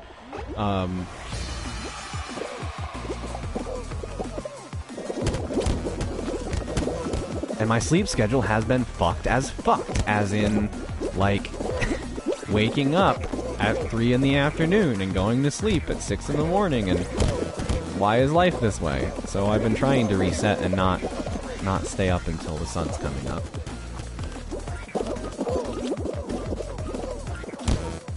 Alright, Chris, thanks for dropping by. It was fun to actually play while people are watching me play, because that doesn't happen often, but it was definitely cool that you stopped by.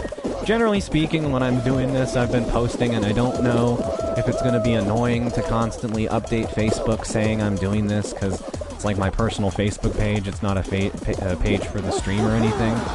So, for the time being, I'll keep like hitting that button on Facebook and letting people know, and I'll Instagram it out, so if you're watching there, you can keep it updated and know what's going on. You can always follow the stream, and it'll like notify you when I go live. For recently, at least, I have been playing pretty much every night, and at least the last 2 nights it's been this, but it could be different. Oh, bye, Chris. Thanks for dropping by. But that goes for anybody that is seeing this. I've said this before, but getting the quality right for the exports on YouTube, I don't know how that's going to go, but if you're watching this on YouTube, I appreciate you watching the archive. I hope that it is not too boring. And I appreciate any criticism, comments, and likes as well. Also, this is the one, I think. Fuck! I think I'm gonna make it to the end. Oh! No, get out! Whoa, okay, that helps. Bye-bye. I think there's a little hole in between those 2 propellers where you can get through them. We're doing pretty good. Who? God damn it!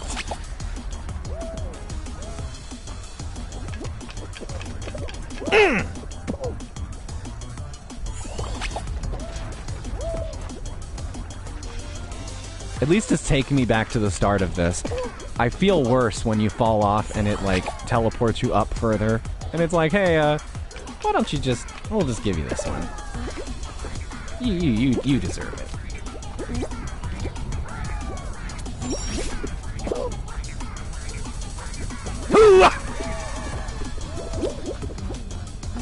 Yeah? Oh, you goddamn piece of fucking shit!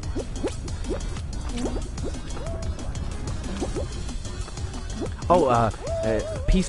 What if you, like... Oh, you fucker. You fuck. What if you see an emote? Or, an emote. What if you see a Fall Guys costume, right? And you're like, oh man, I think that guy's a piece of shit. Wait, he is shit. It would totally be within character. Because they're like little emojis, right? You could be a poop emoji. I can't believe I said that sentence. Please don't judge me for encouraging poop emojis.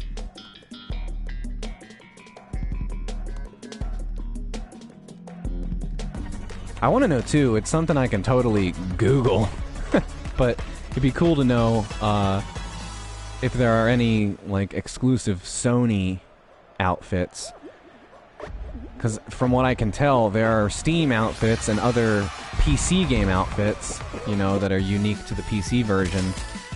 But I don't know if everything on the Sony side of things is just generic, you know, animals and food and soda cans and shit like that.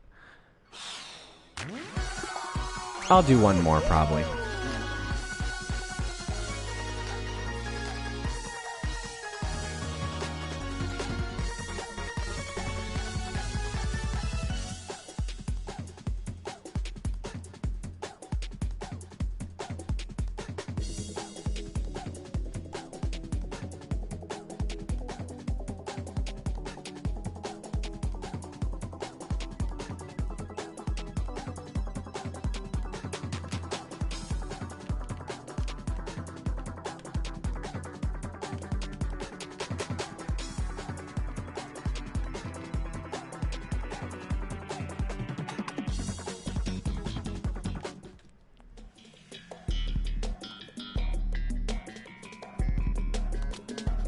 says there's one person there. Is that you, Apostic Gaming? Are you still in the chat there? I can't tell sometimes on the Sony side of things, the PS4 streaming,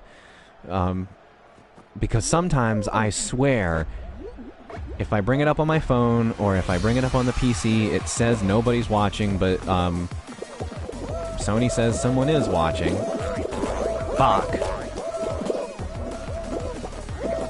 So I'm getting the impression that it's telling me somebody's watching because I have it open on my phone or because I'm watching the chat on my phone. And I don't think that should be the case, but I don't have any evidence to say otherwise. It's the only explanation I have for when it says, oh, there's someone watching, but no, there isn't. Maybe it's counting me.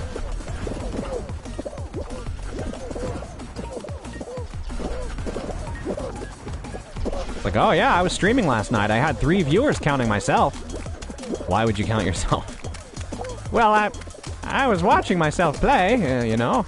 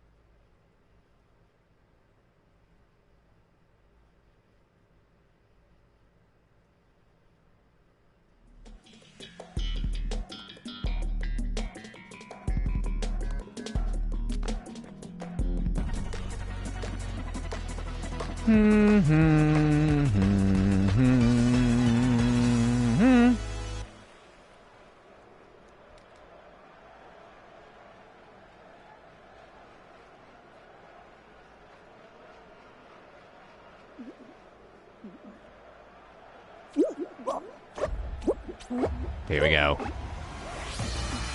Going straight for the left one. I'm the smartest man alive. Why not stick with the left? I'll switch it up this time. Damn. It should have been the left. Alright, let's stick with the left. Damn!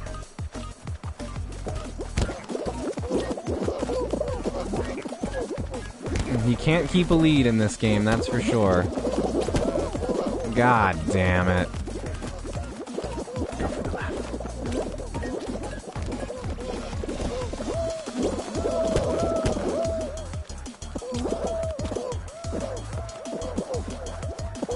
Yes. Yes. Yes.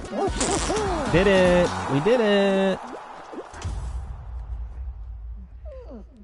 We did it.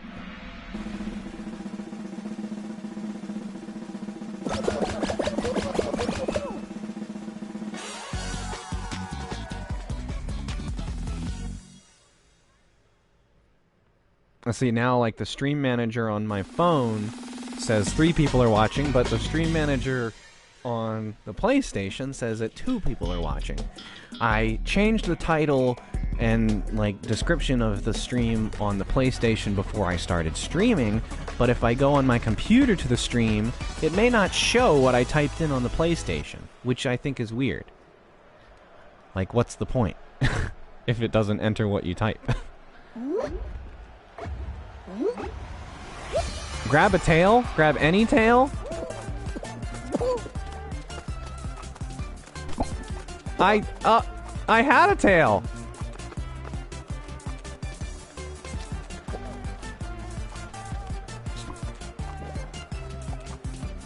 Can you hold it? Do you have to press it, or can you hold it? Oh, there's 2 tails over here. Do I dive? Does it make it better if you dive?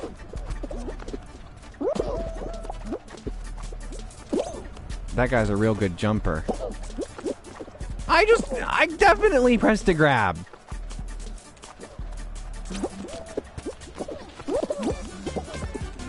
make him trip up. Just gotta make him trip up.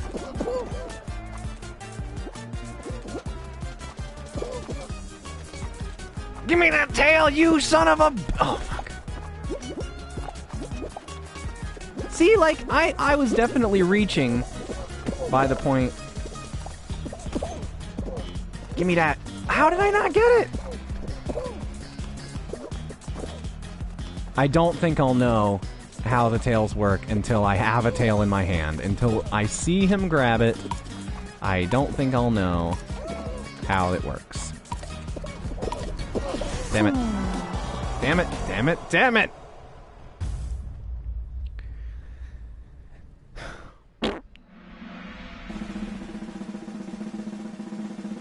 Chang-a-tang. You're just mad.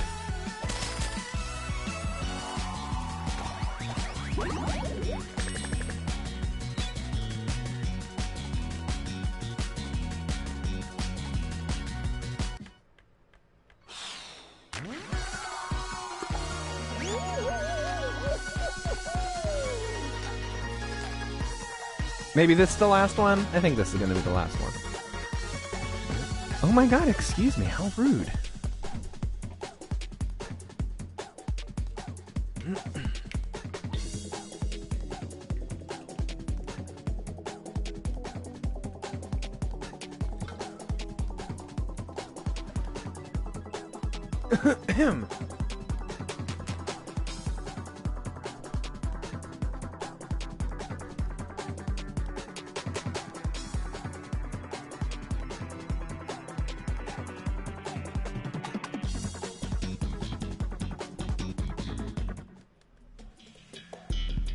Hit Parade.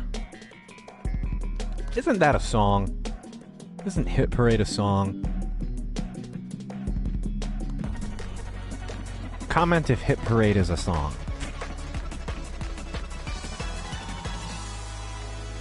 Because, like, this is what streamers do, right? They just say, hey, leave a comment down below telling me something that I could easily look up myself in the time being. And then I'm not going to read your comment at all, you know, so I'll never know, and you'll know because you were curious and you looked it up and you wanted me to see your comment, but as a streamer, I don't care what you have to say, and I'm never going to read a comment anyway. I'm just kidding. That's just the way it seems.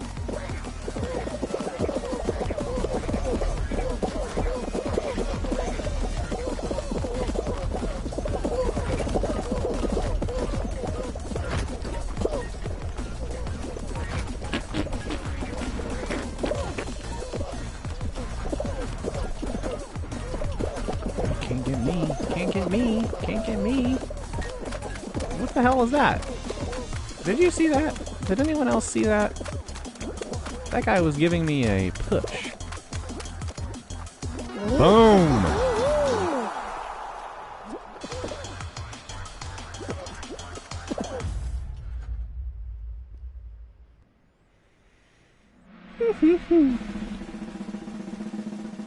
Philly is home. I wonder where that person lives.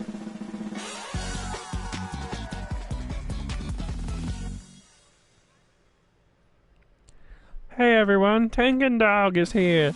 Everyone say hi, Tankin Dog. Hey, Tankin Dog.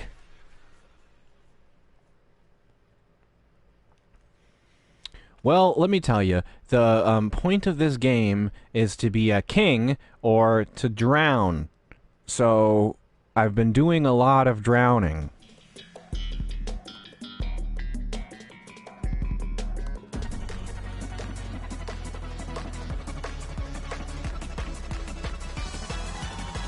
I like this one. It's not super complex. I'm not gonna say it's like good, because like what actually happens in this game, but I like it because it's simple, it's easy to understand, and more importantly, it's easy to fuck it up.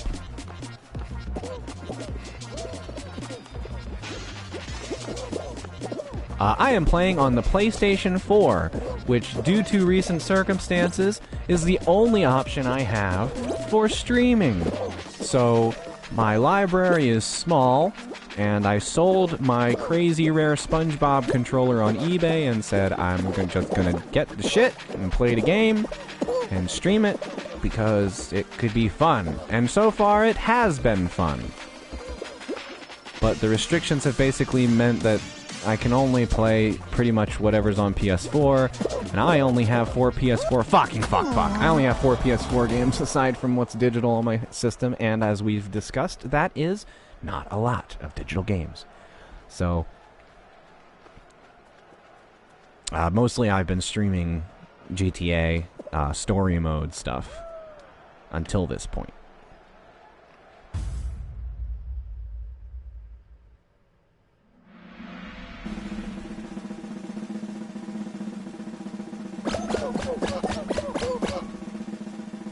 That's cool. At this point, I don't have enough followers, exposure, or motivation to do many collabs, mostly just because there's not much going on. If you mean to sell, well, that's cool. But most of my controllers are, the repaired shit that I've put back together and fixed. And he probably wants to sell his own controllers. Now, one thing that could be cool for a custom controller is I was just talking about making, like, these crazy 90s patterns. So to do, like, a 90s, arcade aesthetic or 90s mall style custom controller would be dope, even just to, like, make for yourself. That would be cool. But I'm just rambling at this point. You said, saw the dope thing you sold. I'm assuming you're talking about the SpongeBob controller or the ColecoVision Action Pad controller. It has to be one of those, right?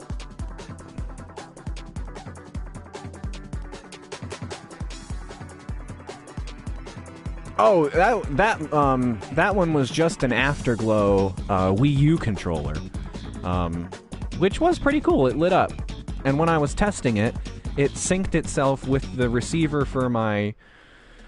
I have a 2.4 gigahertz USB controller for my PC, and it actually synced up to that thing automatically. And I guess that means I found out you could use it with a PC if you had a free receiver, and that was pretty cool.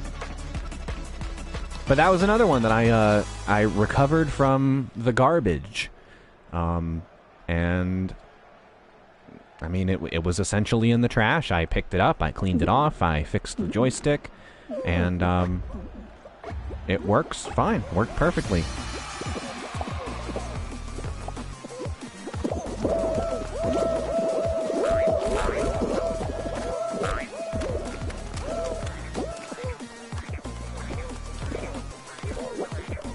One missed opportunity with the eBay store. That SpongeBob controller, it sold anyway, but 2 weeks before I posted the SpongeBob controller, that SpongeBob game was remastered and it came out on Switch. And I'm almost certain you could use a GameCube controller to play SpongeBob through an adapter. So if you wanted to, you could play the new old SpongeBob game with a new old SpongeBob GameCube controller. And I thought, man, if somebody was interested in doing that, this would be the perfect thing. But I personally think it took me too long to get that thing out there. So the craze of, the general public being interested in the new SpongeBob game was gone.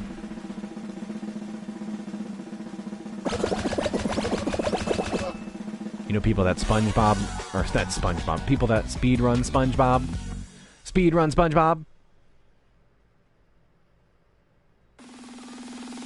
Now I can tell you for sure that a speedrunner would never want to use the SpongeBob controller to speedrun SpongeBob because it was not good. I mean, like, feeling-wise. It felt like a cheap controller, like one that grinds and clicks and flexes.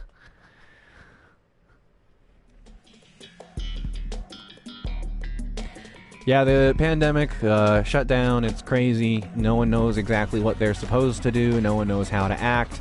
Some people criticize it and, think it's a hoax, so I'm sure asking somebody how they handled the pandemic will be a way to eliminate people from your social circle for years to come.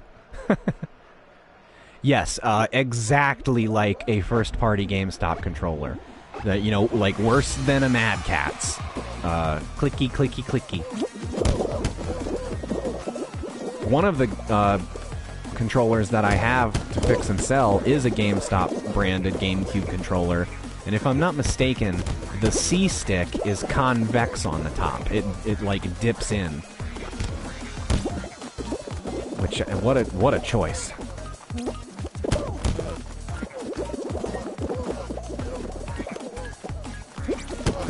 Fuck.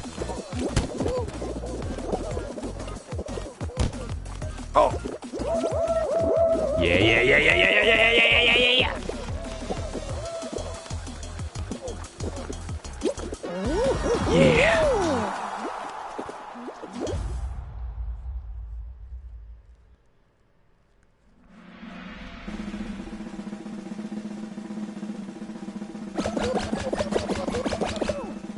Lloyd Huncho. Shout out to Subuko King. Yo, Subuko King. Not soccer. How about not soccer? Slime climb. This one, I don't mind, but it bothers me that it seems like everybody knows how to jump up these platforms without going the full way around the obstacles. Like, people shortcut the jumps. And I guess that's cool. I wish I knew how to do that. This one makes sense. Just bounce up. Bounce up on it. Ha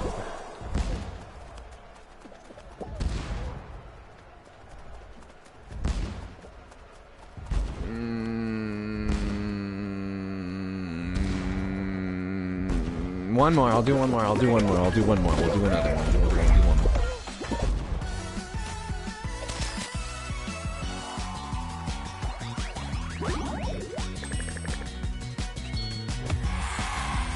more. Ooh, raspberry.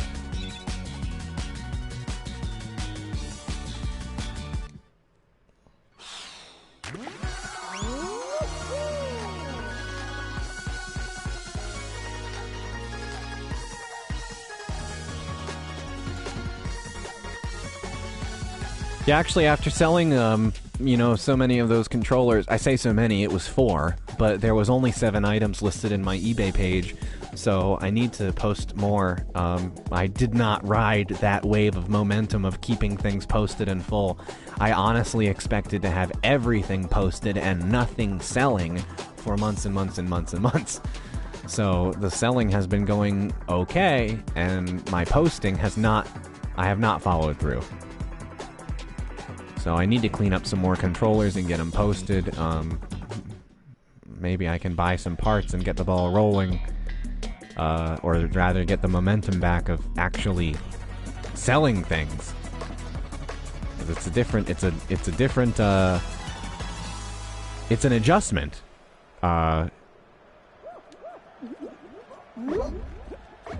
Selling things on your own.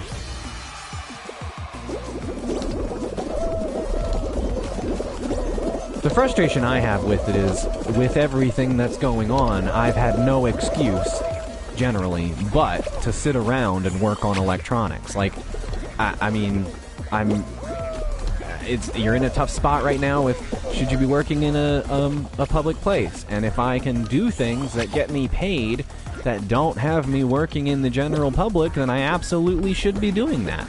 I'm not going to make like a livable wage selling things on eBay, but it does help fill the empty space, when you don't have any money coming in. So for me to have the ability and to have the stock and to have the time and to have the knowledge to make it happen and to not make it happen, I get disappointed in myself sometimes with that. It's like, you had a pile of junk there waiting to be fixed, and you know how to fix it for the most part, and then when you fix it, you can sell it. Why is nothing happening?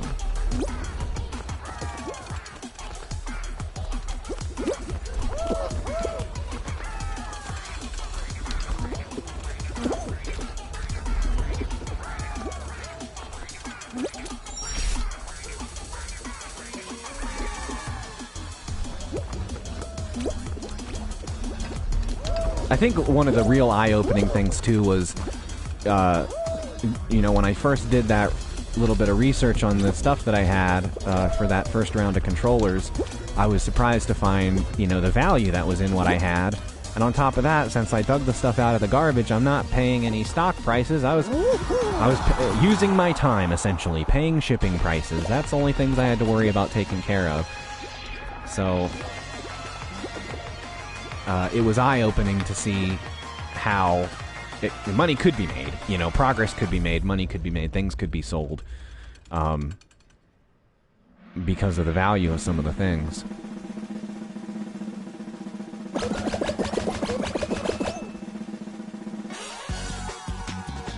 Yeah, I mean, of course, it gets to you over time. Of course you're feeling mentally fatigued about it. And it's even more fatiguing to be experiencing it as somebody who cares and somebody who believes what's happening and who, like, believes the science and believes the need to isolate and to stay away and to do, you know, your personal thing alone. I'm dealing with that. I recognize it's an issue. I take care of all the things I need to take care of. Not only that, recently single, not a social circle really in sight. So, to be a person that's doing that and to be getting through it, okay, it sucks, it's difficult, but it's okay. And then to see everyone else just whine and complain about how they wish it was over and how they can't handle it anymore, and you see wedding pictures posted and people out at restaurants like nothing's different, and it just drives me crazy. There's a video on Reddit yesterday of someone at a party, and the whole video was basically them saying, oh, I've been at this party, and everybody keeps saying, hey, don't you have COVID? Why are you here? Because you have COVID. Why are you here? And she's just like, of course I have COVID. The whole fucking world has COVID. Everybody's sick. Why am I going to keep that from, you know, letting myself have fun? Shut up. Get out of my face, was basically her point. Fuck. And I'm just like, I can't believe this opinion exists. I can't believe people do this.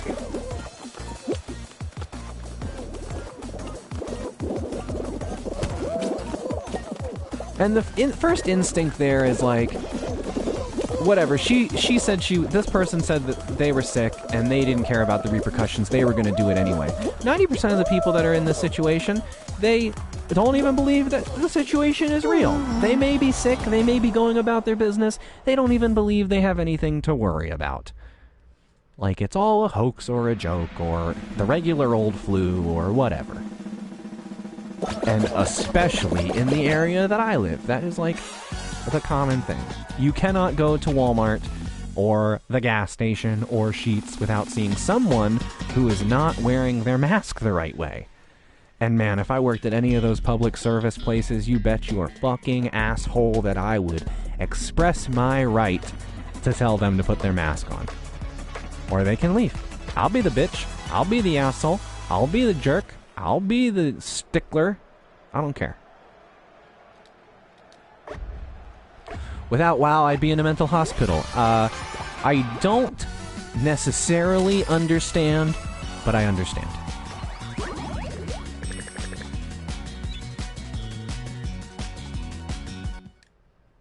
I wanted to go again, I guess. I guess I'll do another one.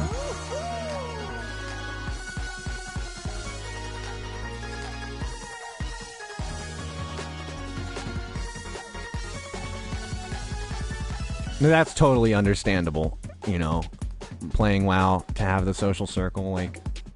I mean, obviously, you play Warcraft because you like playing Warcraft, but it's nice that it comes with a social circle.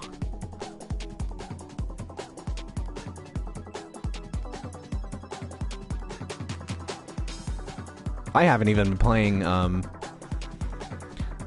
playing PlayStation Online. Like, most people streaming GTA right now are probably playing the online mode, and up until yesterday, I didn't even have an active PSN and subscription because I just wasn't spending the money. I couldn't afford it. It wasn't a big deal.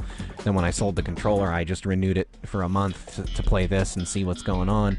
So I don't know if I'll renew it again next month. I guess it just depends on how much fun this is and if I want to keep going.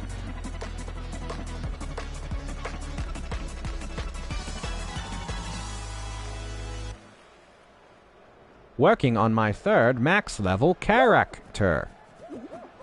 That's cool. Are you playing, regular WoW, or, like, the vanilla WoW without all the extra shit?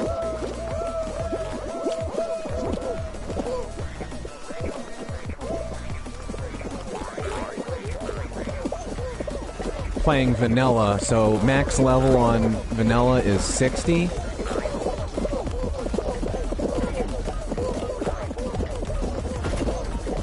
Yeah, okay. I'm interested to see... I mean, I don't care or play WoW, or care to play WoW, but I am a little interested to see how they continue to update vanilla. Because, like, there was speculation right after vanilla was announced that, you know, they might do vanilla into Vanilla Burning Crusade, but then there's the question of, you add all this content, and the whole point of people playing vanilla was that they wanted to play it bare bones without all the extra shit. Well, you can't just play bare bones forever and never do anything, like, new. People will get bored with it. So, do you create new exclusive vanilla content? Or do you, you know, take someone through the same way it unfolded before, just slower? I don't know. It'd be interesting to see how it goes. They announced Burning Crusade. See, even that, like, announcing Burning Crusade, they even have a decision to make there. Do you create Vanilla Burning Crusade, where people have a choice to move a character over and play through Burning Crusade stuff, and then you still let those vanilla players play vanilla without all the extra shit? It's just like, there's so many questions about what they could do.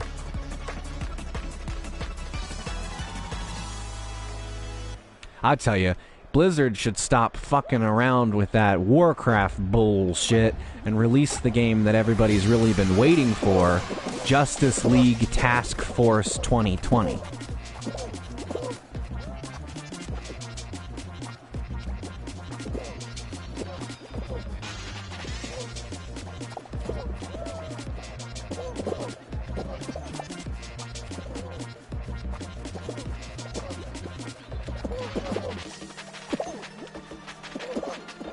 Whoa! It's so easy to watch someone run into you or bump into you and think, this person is trying to end me. This person wants me dead. I am going to die soon. But then they just bump off of you and keep going because they could care less. They just don't, they can't control themselves.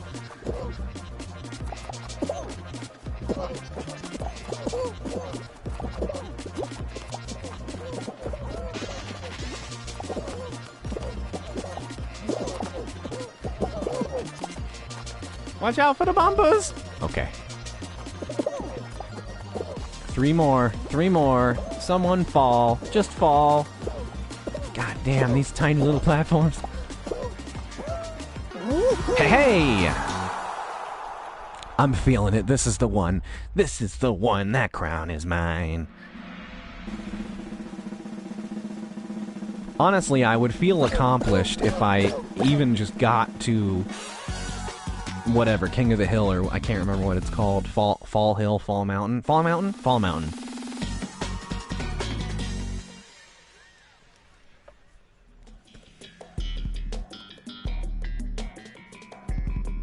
It's funny to play games like these that they're so simple, and, you know, the difficulty comes through how the mechanics work, and oh, there's only a jump button and a grab button, but the different things that can result from just having those two things and letting a physics engine figure everything else out.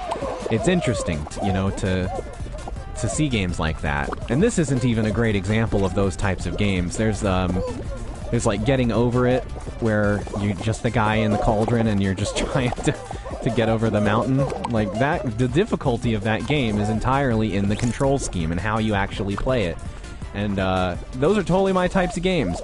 Katamari Damacy, like, they play different to any other game. It's its own thing. You literally have to make a new mindset of how the games work to play. God damn it. To play those games. On Steam, I had for a while I Am Bread, where you control the piece of bread by the triggers, basically. L2, R2, L1, R1, they each attach and detach, you know, the bread character. That guy's cheating, huh? I just saw him running around on top of the egg. Is that legal? Get the golden one! Yeah, get in there. Fall Bay, I got a trophy, bitches. Kill the hot dog! What the fuck were we talking about? Oh, yeah, games where it's all about the controls. So, like, that's like a niche for me. That's totally something that I would play regularly. You could carve out a niche by only playing, you know, rage-inducing games or games that have a difficult control scheme. But the problem with that is, that's literally Twitch. That is literally the trending section on Twitch, is, you know, these are all these crazy weird games that started trending and people went crazy for them, and that's, you know, that's what you get now. Like, so I wouldn't really be carving out a niche for myself. I wouldn't be, you know, saying anything to set myself apart. I would be blending in more with literally everybody.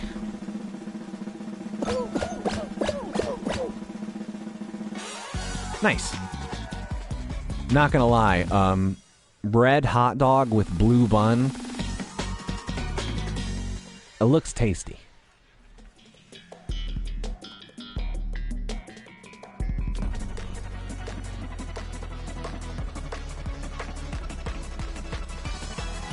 Is it 2 more? I guess there's not really a set number of rounds, because some of them, you know, you lose more.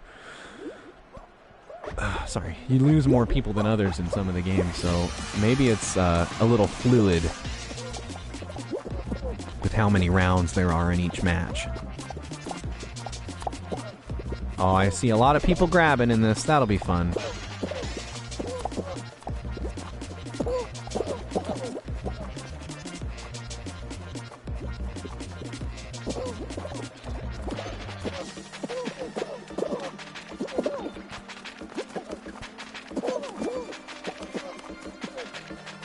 Look, that guy's just gray.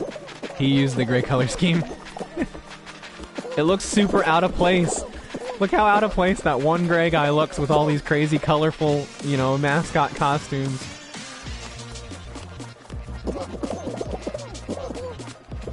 No one has been eliminated yet. Fuck. Let's see.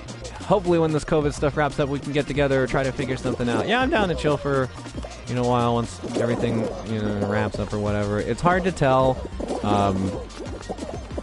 with the fact that it is an election year. It is going to get weirdly political, I guess. The fact that there's an election year means that if things change over in November or at the new year, then, I mean, we can try and hope and keep our fingers crossed that the new regimen takes things more seriously and it can help clear things up. But the whole virus, the thing is, it comes in waves, and even Europe, who were on top of taking care of themselves, are dealing with another wave. So I don't feel confident at all in assuming anything's going to be cleared up in any time frame. Like, I can't say, oh, well, by the springtime it'll surely be good, or oh, by Christmas time everything will be surely taken care of. You can't say that. You literally can't say that. Because I couldn't even say it about Europe, who's serious about shit, let alone here, where everybody thinks it's a fucking joke. But yes, once social lives resume, people were talking about vaccines for it and stuff. Well, hey, we're at Fall Mountain. I made it. I made it! Vaccine trials typically take a year or more. No vaccine has ever been produced in under a year. So, you know, even if that was the case and you tried to take that as the best case scenario, you're talking about March before a vaccine is finished, you know? It's like, it's stupid. It's fucking stupid. It's the worst. Oh, fuck! I walked right into it.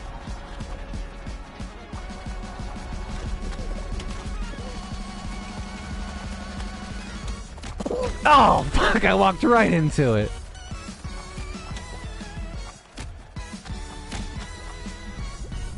I don't know if this is a good idea. Oh, you bastard! That guy with the black outfit, the egghead, he's gonna win. Fuck! I think I was second place there. I can't see the other track, but no, there were clearly two other people. That was the closest I've come. That was the closest it's been. I made it even to the last round. I can say I am proud.